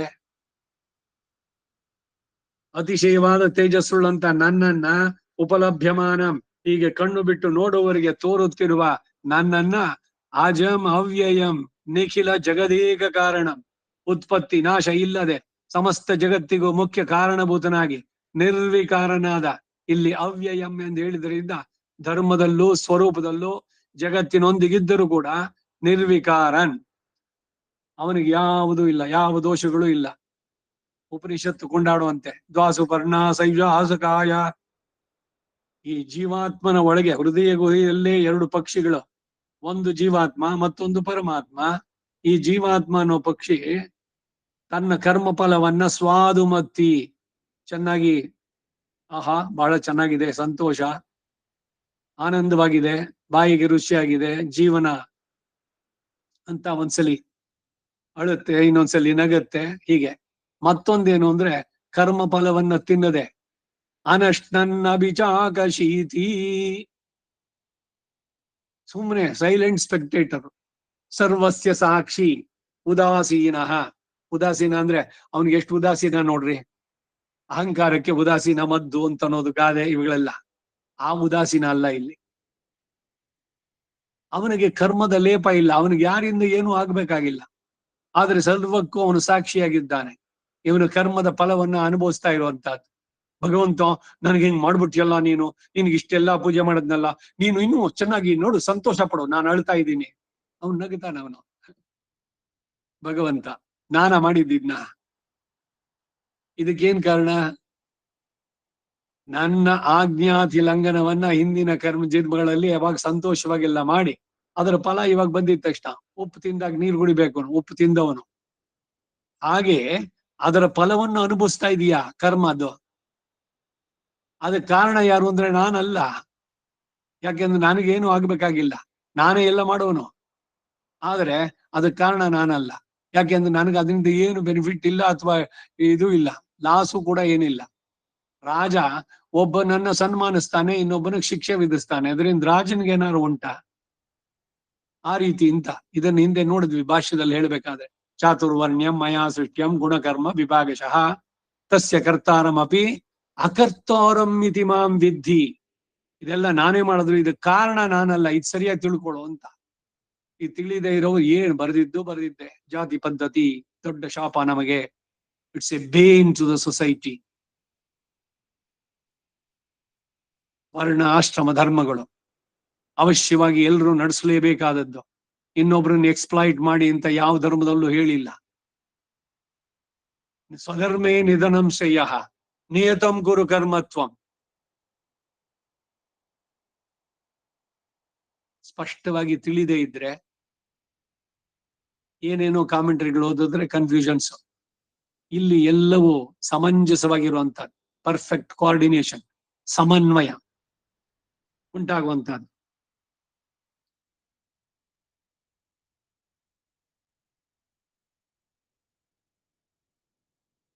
ನಾನು ಸ್ವರೂಪದಲ್ಲಾಗ್ಲಿ ಸ್ವಭಾವದಲ್ಲಾಗ್ಲಿ ಯಾವ ರೀತಿ ಬದಲಾವಣೆ ಇಲ್ಲದೆ ನಿರ್ವಿಕಾರನಾಗಿದ್ದು ಮನುಷ್ಯನಾಗಿ ನಾನು ಅವತರಿಸಿದೆ. ಸಂಭವಾಮಿ ಆತ್ಮ ಮಾಯೆಯ. ನನ್ನ ಶರೀರ ನಿಮ್ಮಂತೆ ಕರ್ಮದಿಂದ ಮಾಡಿದ್ದಲ್ಲ. ನನ್ನ ಚೇಷ್ಟಿತಗಳು ಅಷ್ಟೇ. ಇವೆಲ್ಲವೂ ಕೂಡ ಇಂತಹ ನನ್ನನ್ನ ಸರ್ವ ಸಮಾಶ್ರಯಣೀಯತ್ವಾಯ, ಸರ್ವರು ನನ್ನನ್ನ ಶರಣಾಗತಿಯ ಮೂಲಕ ಆಶ್ರಯಿಸಲಿ ಎನ್ನುವುದಕ್ಕಾಗಿ ಮನುಷ್ಯ ಸಂಸ್ಥಾನ ಮಾಸಿಸಂ ಆಸ್ಥಿತಂ, ಮನುಷ್ಯಾಕಾರವನ್ನು ಹೊಂದಿದವನಾಗಿ ನಾಭಿಜಾನಾತಿ, ತಿಳಿಯೋದಿಲ್ಲ. ಹಾಗಾದ್ರೆ ಆ ಮೂಢರು ಹೇಗೆ ತಿಳಿತಾರೆ ಅಂದ್ರೆ, ಕರ್ಮಾಧೀನನಾಗಿ ಜನ್ಮ ಬೆತ್ತಿರುವ ಒಬ್ಬ ಸಾಧಾರಣ ಮನುಷ್ಯ, ವಸುದೇವ ಪುತ್ರ ಎಂದು ಭಾವಿಸ್ತಾರೆ ಎಂದು ತಾತ್ಪರ್ಯ. ಇದಕ್ಕೆ ಹಿಂದೆನೆ ಒಂದ್ಸಲಿ ಹೇಳಿದ್ದೆ. ಒಬ್ಬ ಮಹನೀಯರು ವ್ಯಾಖ್ಯಾನ ಬರೆದಿರ್ಬೇಕಾದ್ರೆ ಈಗ ಒಬ್ರು ಪ್ರಪತ್ತಿ ಮಾಡ್ಕೊಂಡ್ರು. ಅವ್ರ ಕರ್ಮ ಎಲ್ಲ ಯಾರು ಮಾಡ್ಬೇಕು? ಕರ್ಮ ಅನುಭವಿಸದೆ ಹೋಗಲ್ಲ, ಅದು ಜನರಲ್ ರೂಲು. ಮತ್ತ ಅವಾಗ ಏನ್ ಮಾಡೋದು ಅಂದ್ರೆ, ಯಾರು ಪ್ರಪತ್ತಿ ಮಾಡ್ಕೊಂಡ್ರು ಅವ್ರ ಪಾಪಗಳನ್ನೆಲ್ಲ ಅವ್ರನ್ನ ಯಾರು ದ್ವೇಷಿಸ್ತಾರೋ ಅವ್ರಿಗೆ, ಅವರ ಪುಣ್ಯವನ್ನೆಲ್ಲ ಯಾರು ಅವರ ಹಿತೈಷಿಗಳು ಅವರಿಗೆ ಕೊಟ್ಟಿದ್ದು. ಸೊ ಈಗ ಎ ಹೋದ, ಬಿ ನ ಕೊಟ್ಟಿದ್ದು. ಬಿ ಅವನು ಪ್ರಪತ್ತಿ ಮಾಡ್ಕೊಂಡ, ಅವನು ಹೋದ. ಅವಾಗ ಆ ಬಿದು ಕರ್ಮ ಪುಣ್ಯವೋ ಪಾಪವೋ ಪ್ಲಸ್ ಆ ಎ ಇಂದ ಬಂದಂತಹದ್ದು, ಹೀಗೆ ABCD ಈ ಎಲ್ಲ ಪುಣ್ಯ ಪಾಪಗಳನ್ನೆಲ್ಲ ಕಡೆಗೆ ಭಗವಂತ ಮನುಷ್ಯ ರೂಪದಲ್ಲಿ ಅವತರಿಸ್ಬಿಟ್ಟು ಆಮೇಲೆ ಇವನು ಅನುಭವಿಸ್ತಾನೆ. ಅದಕ್ಕೆ ವೈದೇಹಿ ಏನೋ ಆದವಳು, ರಾಮ ಅಳ್ತಾ ಇದ್ದ, ಎಷ್ಟೆಲ್ಲ ದುಃಖಪಟ್ಟ. ಈ ರೀತಿ ವ್ಯಾಖ್ಯಾನಗಳು. ಅಖಿಲ ಹೇಯ ಪ್ರತ್ಯನೀಕನಾಯ್ ಸಕಲ ಕಲ್ಯಾಣ ಗುಣ ಪರಿಪೂರ್ಣನ, ದೋಷ ಅವನ ಹತ್ರ ಬರೋಕಿಲ್ಲ. ಅಂತವನಿಗೆ ಯಾರೋ ಇವ್ರು ಮಾಡಿದ್ದು ಕರ್ಮನೆಲ್ಲ ಅವನ್ ತಗೊಂಡು ಅನುಭವಿಸ್ಬೇಕೆ? ಯಾವುದನ್ನ ಎಲ್ಲಿ ಹೇಳಬೇಕು ಅನ್ನೋದು ತಿಳಿದೇ ಇದ್ರೆ ಏನೇನೋ ಮೂರ್ಖತನದ ವ್ಯಾಖ್ಯಾನಗಳಾಗ್ಬಿಡತ್ತೆ. ಈಗ ಎಲ್ರು ಹೋಗಿ ಗಂಗೆನಲ್ಲಿ, ಯಮುನೆ, ಪುಣ್ಯ ನದಿಗಳಲ್ಲಿ ಸ್ನಾನ ಮಾಡ್ತಾರೆ. ಏನೋ ಅವ್ರ ಪಾಪ ತೊಳ್ಕೊಂಬಂದ್ರು. ಆ ಪಾಪವೆಲ್ಲ ತೊಳ್ಕೊಂಡು ಯಾರಿಗ ಹೋಯ್ತದೋ?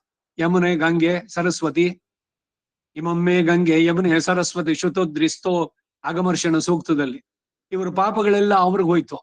ಅವ್ರ ಎಲ್ಲಿಗೆ ಕೊಡ್ತಾರದ್ನ ಅಂದ್ರೆ, ಅವರು ಸಪ್ತರ್ಷಿಗಳ ಆಶ್ರಮಕ್ಕೆ ಹೋಗಿ ಆ ಆಶ್ರಮ ಎಲ್ಲ ಗೂಡಿಸಿ ಎಲ್ಲ ಮಾಡಿ ರಂಗೋಲಿ ಹಾಕಿ ಅವ್ರ ಪಾಪಗಳನ್ನೆಲ್ಲ ತೊಳ್ಕೊಂಬಂದ್ರು. ಅವರು ಅಲ್ಲಿಂದ ಟ್ರಾನ್ಸ್ಫರ್ಡ್. ಇನ್ನು ಸಪ್ತರ್ಷಿಗಳ ಆಶ್ರಮದಲ್ಲಿ ಆ ಪಾಪಗಳೆಲ್ಲ ಇದೆ.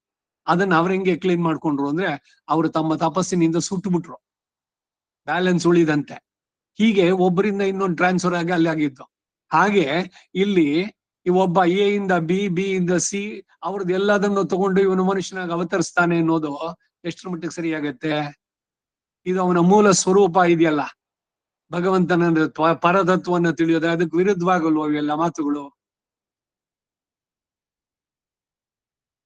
ಅದರಿಂದ ಕಾಲಕ್ಷೇಪ ಸರಿಯಾದ್ದು ಪೂರ್ವಾಚಾರ್ಯರಲ್ಲಿ ತಿಳಿದು ನಮ್ಮ ಆಚಾರ್ಯರ ಕಾಮೆಂಟ್ರೀಸ್ ಏನಿದೆ ಅದನ್ನು ಓದಬೇಕೆ ಹೊರತು ಬೇರೆ ಏನೇನೋ ಓದೋದಕ್ಕೆ ಹೋಗಬಾರದು. ಇಟ್ ಲೀಡ್ಸ್ ಟು ಕನ್ಫ್ಯೂಷನ್ ಪ್ರತಿ ಒಂದರಲ್ಲೂ. ನಾನು ಸೂರ್ಯ ಅಗ್ನಿಗಳಿಗೂ ತೇಜಸ್ಸಿಗೂ ಮೀರಿದ ತೇಜಸ್ಸುಳ್ಳವನು ಅಂತ ತೋರ್ಪಡಿಸಿಕೊಂಡಿದ್ರು ಅದನ್ನು ಗಮನಿಸಿದೆ ಮೂಢರಾದ ಈ ಲೋಕದ ಜನರು ನಾನು ಮನುಷ್ಯ ರೂಪದಿಂದ ಅವತರಿಸೋದ್ರಿಂದ ಕೇವಲ ಮನುಷ್ಯ ಎಂದೇ ಭಾವಿಸಿದ್ರು. ಮನುಷ್ಯ ಅವತಾರಿಯಾಗಿದ್ರು ಕೂಡ ನನ್ನ ಅತ್ಯದ್ಭುತ ಕಲ್ಯಾಣ ಗುಣಗಳೇನು, ದಿವ್ಯ ತೇಜಸ್ಸೇನು, ದಿವ್ಯ ಅದ್ಭುತ ಅತಿಮಾನುಷ ಚೇಷ್ಟಿತಗಳೇನು, ಇವುಗಳೊಂದನ್ನು ಪರಿಗಣಿಸದೇ ಇರುವಂತಹ ಮೂಢ ಜನ ನನ್ನ ಪರತ್ವವನ್ನು ತಿಳಿಯದವರಾಗಿರ್ತಾರೆ ಅನ್ನೋದು ಭಾವ. ತಿಳಿಯದವರಾಗಿರ್ತಾರೆ, ಅವ್ರಿಗೆ ತಿಳಿಯೋದಕ್ಕೆ ಸಾಧ್ಯವೇ ಇಲ್ಲ. ನ ತತ್ರ ಸೂರ್ಯೋ ಭಾತಿ ನ ಚಂದ್ರ ತಾರಕಂ ನೇಮ ವಿದ್ಯುತೋ ಭಾಂತಿ ಕುತೋಯಮಗ್ನಿ ತಮೇವ ಭಾಂತಮನುಭಾತಿ ಸರ್ವಂ ತಸ್ಯ ಭಾಸಾ ಸರ್ವಮಿದಂ ವಿಭಾತಿ. ಕಠೋಪನಿಷತ್ತಿನ ಮಾತಿದು 2:5-15. ಸೂರ್ಯ ಅಗ್ನಿಗಳು ತೇಜಸ್ಸನ್ನು ಉಂಟು ಮಾಡಿದವನು ನಾನು, ಆದ್ದರಿಂದ ಅತಿ ಸೂರ್ಯಾಗ್ನಿ ತೇಜಸಂ ಎಂಬ ಪ್ರಯೋಗ. ಒಬ್ಬ ಸಿದ್ಧನ ರೂಪವನ್ನು ಧರಿಸಿ ವಾಯು ಮತ್ತು ಅಗ್ನಿ ಹೆಮ್ಮೆಯನ್ನು ಮುರಿದರೆಂಬ ಇತಿಹಾಸ ಶ್ರುತಿ ಪ್ರತಿಪಾದ್ಯವಾದ್ದರಿಂದ ಅತಿ ವಾಯುವೀಂದ್ರ ಕರ್ಮಾಣಂ ಎಂಬ ಪ್ರಯೋಗ. ಅಥವಾ ವಾಯುವಿಗಿಂತ ಹೆಚ್ಚು ಮಹಾತ್ಮುಳ್ಳವನು ಆ ಯಕ್ಷನ ವೃತ್ತಾಂತ. ದೇವತೆಗಳು ಹಸುರ ಮೇಲೆ ಭಗವಂತನ ಕೃಪೆಯಿಂದ ಅವನು ಸೇರ್ಕೊಂಡ ಮೇಲೆ ಇವ್ರು ಜಯವನ್ನು ಸಾಧಿಸಿದ್ರು. ಇವ್ರದಾದ್ಮೇಲೆ ನಾನು ಎಷ್ಟು ನನ್ನ ಪರಾಕ್ರಮ ಒಬ್ಬೊಬ್ಬರು ಹೇಳ್ತಾ ಕೂತ್ಕೊಂಡ್ರು. ಯಕ್ಷನಾಗಿ ಬಂದ ಭಗವಂತ ಅಲ್ಲಿ. ಇಂದ್ರ ಹೇಳ್ದ ಕೂತ್ಕೊಂಡಿದ್ದವನು, ಅಗ್ನಿ ಹೋಗಿ ನೋಡ್ಕೊಂಬ ಯಾರದು ಅಂತ. ಹೋದ ಇವನು, ಯಾರು ನೀನು ಅಂದ. ನಾನು ಯಾರು ಅನ್ನೋದಿರ್ಲಿ, ನೀನ್ ಯಾರಪ್ಪ ಅಂದ. ನಾನು ಎಲ್ಲವನ್ನು ಸುಡೋನು, ಸರ್ವಭಕ್ಷಕ ನಾನು ಜಾತವೇದ ಅಗ್ನಿ. ಓಹೋ ಹೌದಾ ಅಂತ ಹೇಳಿ ಅವನ ಮುಂದೆ ಒಂದು ಹುಲ್ಕಡ್ಡಿ ಇಟ್ಟ, ಇದು ಸುಡು ಅಂತ ಅಂದ. ಎಲ್ಲವನ್ನು ಸುಡ್ತೀನಿ ಇಂದೆಲ್ಲ. ಏನು ಅವನು ತಮಾಷೆ ಮಾಡ್ತಿದ್ದಾನೆ ಅಂತ ಏನು ಸುಮ್ನೆ ಒಂದ್ ಸ್ವಲ್ಪ ನೋಡ್ದ. ಏನ್ ತನ್ನೆಲ್ಲ ಶಕ್ತಿಯನ್ನು ಬಿಟ್ರು ಕೂಡ ಆ ಹುಲ್ಲು ಕಡ್ಡಿನ ಸುಡೋಕಾಗ್ಲಿಲ್ಲ ಅಗ್ನಿಗೆ. ಇವನ ಅಹಂಕಾರ ಎಲ್ಲ ಹೋಯ್ತು, ತಲೆ ಬಗ್ಗಿಸ್ಕೊಂಡು ಬಂದು ಕೂತ್ಕೊಂಡ. ನೆಕ್ಸ್ಟ್ ವಾಯುವನ್ ಕಳಿಸ್ದ ಇಂದ್ರ. ಅವನು ಹೇಳ ನಾನು ಎಲ್ಲವನ್ನು ಆರಿಸ್ಬಿಡ್ತೀನಿ ಎಂದ ಚಂಡಮಾರುತವಾಗಿ. ಆ ಹುಲ್ಕಡ್ಡಿ ಇಟ್ಟಿದ್ನ ಅದನ್ನ ಹಾರಿಸು ಅಂದ ಯಕ್ಷ. ಆಗ್ಲಿಲ್ಲ, ಅವನು ಬಂದು ಕೂತ್ಕೊಂಡ. ಇಂದ್ರ ನಾನೇ ಹೋಗಿ ನೋಡ್ಕೊಂಡ್ ಬರ್ತೀನಿ ನಿಂತು ಹೋದ. ಹೋಗಿದ ತಕ್ಷಣ ಅವನ್ ಮರಿ ಆಗ್ಬಿಟ್ಟ. ಯಕ್ಷನೇ ಇಲ್ಲ ಅಲ್ಲಿ. ಯಾಕೆ? ದೇವಗಣ ಅಧಿಪತಿಯಾದವನು, ಅವನಿಗೆ ಅವಮಾನ ಆಗೋದು ಬೇಡ ಅಂತವನು. ಇಲ್ಲ ಅವನಿಗೆ ಇವನ ಅಹಂಕಾರ ಅವಾಗವಾಗ್ಲೇ ಬರ್ತಿರುತ್ತಲ್ಲ ಅದಕ್ಕೂ ಅಂತ. ಇವೆಲ್ಲವನ್ನ ನೋಡಿದವಳು ಉಮೆ ಪಾರ್ವತಿ ನಗ್ದಾ ಕೂತಿದ್ಲು. ಆಮೇಲೆ ಹೇಳಿದ್ರಿ ನಿಂಗೆ ನೀವಿಷ್ಟೆಲ್ಲ ಜಯ ಸಾಧಿಸಿದಿ ಅಂತ ಎಲ್ಲ ಒಬ್ಬೊಬ್ರು ಬ್ಲೋಯಿಂಗ್ ಯುವರ್ ಓನ್ ಟ್ರಂಪೆಟ್ ತಮ್ಮ ಇದನ್ನ ಅವ್ರದೇ ಶಂಕ ನಾದ ಮಾಡೋದು ಇದೆಯಲ್ಲ, ನಾನ್ ಅದ್ ಮಾಡದೆ ಇದು ಮಾಡದೆ ಅಂತ ಹೇಳ್ತಿದ್ದೀರಲ್ಲ, ಬಂದವನು ಸಾಕ್ಷಾತ್ ಪರಬ್ರಹ್ಮ. ಅವನು ಇಲ್ದಿದ್ರೆ ನಿಮ್ಗೆ ಯುದ್ಧ ಜಯ ಸಾಧ್ಯವಾಗ್ತಿತ್ತ? ಈ ಅಹಂಕಾರ ನಿರಸನ ಅದನ್ನು ತಿಳಿಸಿದವಳು ಅಲ್ಲೇ. ಹೀಗೆ ಒಂದೊಂದು ಘಟನೆಯಲ್ಲಿ ಬರುವಂತಹದ್ದು. ಇಂದ್ರನಿಗಿಂತಲೂ ಅತಿಶಯವಾದಂತಹ ದಿವ್ಯ ಚೇಷ್ಟಿತವುಳ್ಳವನು ಅನ್ನೋದನ್ನ ಗೋವರ್ಧನೋದ್ಧರಣದಲ್ಲಿ. ಅದಿತಿಯ ಕುಂಡಲಗಳು ಪ್ರಧಾನ, ಐರಾವತ, ಪಾರಿಜಾತ ಅಪಹರಣ, ಈ ವೃತ್ತಾಂತಗಳಿಂದ ಒಂದೇ ಎರಡೇ ಇವನು ಮಾಡಿದ ಅತಿಮಾನುಷ ಚೇಷ್ಟಿತಗಳು. ಅದನ್ನೇ ಎಲ್ಲ ಸೇರಿಸಿ ಅವರು ಅತಿಮಾನುಷ ಸ್ತವ ಬರೆದ್ರು ಕೂರೇಶರು ಪಂಚಸ್ತವಗಳಲ್ಲಿ. ಅತಿ ಸೂರ್ಯ ತೇಜಸ್ಸುಳ್ಳ ಎಂಬುದಂತ ಪೌಂಡ್ರಕ ವಾಸುದೇವ ಸಂಹಾರ ನಂತರ ಅವನ ಮಗನಾದ ಸುದಕ್ಷಿಣ ರುದ್ರೋಪಾಸನ ಲಬ್ಧವರದ ಮಹಾತ್ಮೆಯಿಂದ ಉತ್ಪನ್ನವಾದ ಅತಿ ಭೀಷಣವಾಗಿ ಜಲಿಸುತ್ತಿರುವ ಮೂರ್ತಿಯನ್ನ ಕೋಟಿ ಸೂರ್ಯ ಪ್ರಕಾಶವುಳ್ಳ ಜಾಜ್ವಲ್ಯಮಾನದಾದ ತನ್ನ ಸುದರ್ಶನ ಚಕ್ರದಿಂದ ಖಂಡಿಸದ್ರಿಂದ ವ್ಯಕ್ತ. ಅಥವಾ ವಿಪ್ರನ ವೈದಿಕನ್ ಪಿಳ್ಳೆಗಳ ಈ ಆಳ್ವಾರ್ಗಳು ಕೂಡ ಈ ವೃತ್ತಾಂತವನ್ನು ಹೇಳ್ತಾರೆ. ಕೃಷ್ಣನ ಬಗ್ಗೆ ಹೇಳೋದು ಒಂದೇ ಎರಡೇ. ನಮ್ಮ ಆಳ್ವಾರ್ ಕೃಷ್ಣ ಅನುಭವ ಅಂತ ಒಂದ್ ಸ್ವಲ್ಪ ಪುಸ್ತಕನೇ ಸಪರೇಟ್ ಆಗಿ ಹಾಕಿದ್ವಿ ನಾವು, ಅನಂತ ರಂಗಾಚಾರ್ಯ ಬರೆದಿದ್ದು. ಇದರಲ್ಲಿ ನಮ್ಮ ಆಳ್ವಾರ್ ಅವರ ಕೃಷ್ಣ ಅನುಭವ 1000 ಪದ್ಯಗಳಲ್ಲಿ ಎಲ್ಲೆಲ್ಲಿ ಕೃಷ್ಣಂದು ಪೂರ ಸೇರ್ಸಿಗಿಲ್ಲ, ಕೆಲವಷ್ಟೇನೆ. ಹಾಗೆ ಸುದರ್ಶನ ಚಕ್ರದಿಂದ ವೈದಿಕನ್ ಪಿಳ್ಳೆಗಳಲ್ಲಿ ಮತ್ತೆ ವಾಪಸ್ ಕ್ರಮದಿದ್ದು ತಂದು ಕೊಡೋದಕ್ಕಾಗಿ ಅರ್ಜುನನೊಂದಿಗೆ ಹೊರಟಾಗ ಗಾಢಾಂಧಕಾರದಲ್ಲಿ ಭೀತನಾದ ಅರ್ಜುನನಿಗೆ ಸಮಾಧಾನವಾರ್ಥವಾಗಿ ಸಹಸ್ರಾದಿತ್ಯ ಸಂಕಾಶಂ ಸ್ವಚಕ್ರಂ ಪ್ರಾಹಿಣೋತ್ಪುರಃ. ಎಲ್ಲ ಅಂಧಕಾರ, ಗಾಢಾಂಧಕಾರ ಅಂತದ್ರಲ್ಲಿ ಸಹಸ್ರ ಸೂರ್ಯ ಪ್ರಕಾಶನ ಉಂಟು ಮಾಡುವ ಹಾಗೆ ಚಕ್ರವನ್ನು ಕಳಿಸಿದ ಮಾರ್ಗದರ್ಶನಕ್ಕೆ ಅನ್ನೋದ್ರಿಂದ ಅತಿ ಸೂರ್ಯ ತೇಜಸ್ಸುಳ್ಳವನು ಎನ್ನುವುದು ವ್ಯಕ್ತ. ಅತ್ಯಗ್ನಿ ತೇಜಸ್ಸುಳ್ಳ ಎಂಬುದು ದಾವಾಗ್ನಿಯ ದಶೆಯಿಂದ ಗೋಪ ಸಂರಕ್ಷಣಾ ವೃತ್ತಾಂತದಿಂದಾಗ್ಲೇ ಊಹಿಸಬಹುದು. ಕಾಡ್ಗಿಚ್ಚು, ವೈಲ್ಡ್ ಫೈರ್ ಗೋಕುಲದಲ್ಲಿ ಉಂಟಾಯ್ತು. ಎಲ್ಲವನ್ನು ತಾನೇ ಭಕ್ಷಿಸ್ಬಿಟ್ಟ. ಭಾಗವತ ಓದಿ ಒಂದೊಂದೇ ಉಲ್ಲೇಖಗಳಲ್ಲಿ. ಹೀಗೆ ಇಂದ್ರ, ವಾಯು, ಅಗ್ನಿ, ಸೂರ್ಯರುಗಳನ್ನು ಅತಿಕ್ರಮಿಸಿದ ಅನಂತ ವೀರ್ಯನ ದಿವ್ಯ ಚೇಷ್ಟಿತಗಳನ್ನು ಹೇಳಿದ್ದು ವತ್ಸಾಪಹಾರ ಇತಿಹಾಸದಲ್ಲಿ ಚತುರ್ಮುಖನನ್ನ, ಬಾಣಾಸುರ ಮತ್ತು ವೃಕಾಸುರ ವೃತ್ತಾಂತಗಳಲ್ಲಿ ರುದ್ರನನ್ನ ಮೀರಿಸಿದ ದಿವ್ಯ ಚರ್ಯಗಳನ್ನ ಉಳ್ಳವನು ಎಂಬುದಕ್ಕೆ ಉಪಲಕ್ಷಣ. ಇತಿ ದೃಶ್ಯಾನಿ ಅನೇಕಾನಿ ವೀರ್ಯಾಣೀಹ ಪ್ರದರ್ಶಿಯನ್ನೇ ಭುಜೆ ವಿಷಯಾನ್ ಗ್ರಾಮ್ಯಾನ್ ಎಂದು ಮಹರ್ಷಿ ಹೇಳಿರುವ ಹಾಗೆ ತನ್ನ ಪರತ್ವ ಪ್ರದರ್ಶನಕ್ಕಾಗಿ ಲೆಕ್ಕವಿಲ್ಲದ ಅತಿ ದೇವ ಮಾನುಷ ಚರಿತ್ರೆಗಳನ್ನು ತೋರಿಸಿದ್ರು ಕೂಡ ಮೂಢೋಯಂ ಲೋಕಃ, ಪರತ್ವವನ್ನ ಊಹಿಸುವ ಯೋಗ್ಯತೆ ಇಲ್ಲದಂತ ಈ 3 ಜನರು ನನ್ನನ್ನು ಸರ್ವೇಶ್ವರನನ್ನಾಗಿ ನಾಭಿಜಾನಾತಿ, ತಿಳಿಯೋದೇ ಇಲ್ಲ ಎನ್ನುವುದು ತಾತ್ಪರ್ಯ. ಇದರಿಂದ ಹಿಂದಿನ ಶ್ಲೋಕದ ಯೋಗಮಾಯ ಸಮಾವೃತ ಎಂಬುದಕ್ಕೆ ಭಾಷ್ಯದಲ್ಲಿ ಅರ್ಥ ಮಾಡಿರೋದೇ ಸ್ವಾರಸ್ಯ. ತಿಳಿಯದ ಹಾಗೆ ಮುಸುಗು ಹಾಕಿಕೊಂಡು ಶ್ರೀಕೃಷ್ಣನು ಕೂತಿದ್ದಾನೆ ಅಂತ ಅರ್ಥ ಮಾಡೋದು ಸಾರ ಇಲ್ಲದ ನಿಸ್ಸಾರವಾಗತ್ತೆ. ಇಲ್ಲಿ ಅಜಂ ಅವ್ಯಯಂ ಎಂಬ 2 ಪದಗಳು ವ್ಯಾಖ್ಯಾನವಾಗಿ ನಿಖಿಲ ಜಗದೇಕ ಕಾರಣ ಸರ್ವೇಶ್ವರಂ ಅಂತ ಹೇಳಿದ್ದಾರೆ. ಹಿಂದೆ ಅಜೋಪಿ ಸನ್ ಅವ್ಯಯಾತ್ಮ ಭೂತಾನಾಂ ಈಶ್ವರೋಪಿ ಸನ್ನೆ 4ನೇ ಅಧ್ಯಾಯದ 6ನೇ ಶ್ಲೋಕ, ಅಲ್ಲಿಯೂ ಕೂಡ ಈ ಅವತಾರ ರಹಸ್ಯವನ್ನು ಉಪಪಾದಿಸುವಂತಹ ಶ್ಲೋಕಾರ್ಥಗಳು ನೀವು ಅದನ್ನ ನೋಡ್ಬೋದು ಅಂತ ಒಂದೆರಡು ಅನೇಕವಾಗಿ ಬರುವಂತದ್ದು. ಸೊ 25ನೇ ಶ್ಲೋಕ ಆ ಜಾಗದಲ್ಲಿ ನಿಲ್ಸ್ಕೊಂಡಿರೋಣ. ವೇದಾಹಂ ಸಮತೀತಾನಿ ವರ್ತಮಾನಾನಿ ಚ ಅರ್ಜುನ ಭವಿಷ್ಯಾಣಿ ಚ ಭೂತಾನಿ ಮಾಂತು ವೇದನ ಕಶ್ಚನ. 26ನೇ ಶ್ಲೋಕ ಅದೇನು ಅನ್ನೋದನ್ನ ನೋಡೋಣ. ನಾಳೆ ದಿವಸ ಕ್ಲಾಸ್ ಇರೋಲ್ಲ, ಮುಂದಿನ ವಾರ ಮತ್ತೆ ಸೇರೋಣ. ವಸುದೇವ ಸುತಂ ದೇವಂ ಕಂಸ ಚಾಣೂರಮರ್ದನಂ ದೇವಕೀ ಪರಮಾನಂದಂ ಕೃಷ್ಣಂ ವಂದೇ ಜಗದ್ಗುರುಂ ಅತಸಿ ಪುಷ್ಪ ಸಂಕಾಶಂ ಹಾರನೋಪರಶೋಭಿತಂ ರತ್ನ ಕಂಕಣ ಕೇಯೂರಂ ಕೃಷ್ಣಂ ವಂದೇ ಜಗದ್ಗುರುಂ ಕುಟಿಲಾಲಕ ಸಂಯುಕ್ತಂ ಪೂರ್ಣ ಚಂದ್ರ ನಿಭಾನನಂ ವಿಲಸತ್ಕುಂಡಲಧರಂ ದೇವಂ ಕೃಷ್ಣಂ ವಂದೇ ಜಗದ್ಗುರುಂ ಮಂದಾರ ಗಂಧ ಸಂಯುಕ್ತಂ ಚಾರುಹಾಸಂ ಚತುರ್ಭುಜಂ ಬರಿ ಪಿಂಚಾಮಚೂಡ ಅಂಗಂ ಕೃಷ್ಣಂ ವಂದೇ ಜಗದ್ಗುರುಂ ಉತ್ಪುಲ್ಲ ಪದ್ಮಪುತ್ರಾಕ್ಷಂ ನೀಲಜೀಮೋಥ ಸನ್ನಿಭಂ ಯಾದವಾನಾಂ ಶಿರೋ ರತ್ನಂ ಕೃಷ್ಣಂ ವಂದೇ ಜಗದ್ಗುರುಂ ರುಕ್ಮಿಣೀ ಕೇಳಿ ಸಂಯುಕ್ತಂ ಪೀತಾಂಬರ ಸುಶೋಭಿತಂ ಅವಾಪ್ತ ತುಳಸಿ ಗಂಧಂ ಕೃಷ್ಣಂ ವಂದೇ ಜಗದ್ಗುರುಂ ಗೋಪಿಕಾನಾಂ ಕುಜದ್ಬಂಧಂ ಕುಂಕುಮಾಂಕಿತ ವಕ್ಷಸಂ ಶ್ರೀನಿಕೇತಂ ಮಹೇಶ್ವಾಸಂ ಕೃಷ್ಣಂ ವಂದೇ ಜಗದ್ಗುರುಂ ಶ್ರೀವತ್ಸಾಂಗಂ ಮಹೋರಸ್ಕಂ ವನಮಾಲಾ ವಿರಾಜಿತಂ ಶಂಖಚಕ್ರಧರಂ ದೇವಂ ಕೃಷ್ಣಂ ವಂದೇ ಜಗದ್ಗುರುಂ ಕೃಷ್ಣಾಷ್ಟಕಮಿದಂ ಪುಣ್ಯಂ ಪ್ರಾತರುತ್ತಾಯ ಪಡೆಯತೆ ಕೋಟಿ ಜನ್ಮಗತಂ ಪಾಪಂ ಸ್ಮರಣೇನ ವಿನಶ್ಯತಿ. ಕವಿತಾರ್ಕಿಕ ಸಿಂಹಾಯ ಕಲ್ಯಾಣ ಗುಣಶಾಲಿನೇ ಶ್ರೀಮತೆ ವೆಂಕಟೇಶಾಯ ವೇದಾಂತ ಗುರವೇ ನಮಃ. ವಾದಿದ್ವಿಪ ಶಿರೋಭಂಗ ಪಂಚಾನನ ಪರಾಕ್ರಮಃ ಶ್ರೀಮಾನ್ ವೆಂಕಟನಾಥಾರ್ಯಶ್ಚಿರಂ ವಿಜಯತಾಂ ಭವಿ. ಶ್ರೀಮತೆ ನಿಗಮಾಂತ ಮಹಾದೇಶಿಕಾಯ ನಮಃ. ಶ್ರೀ ವಿಜಯ ರಾಘವಾಚಾರ್ಯಾಯ ನಮಃ. ಸರ್ವಂ ಶ್ರೀ ವಾಸುದೇವಾರ್ಪಣಮಸ್ತು.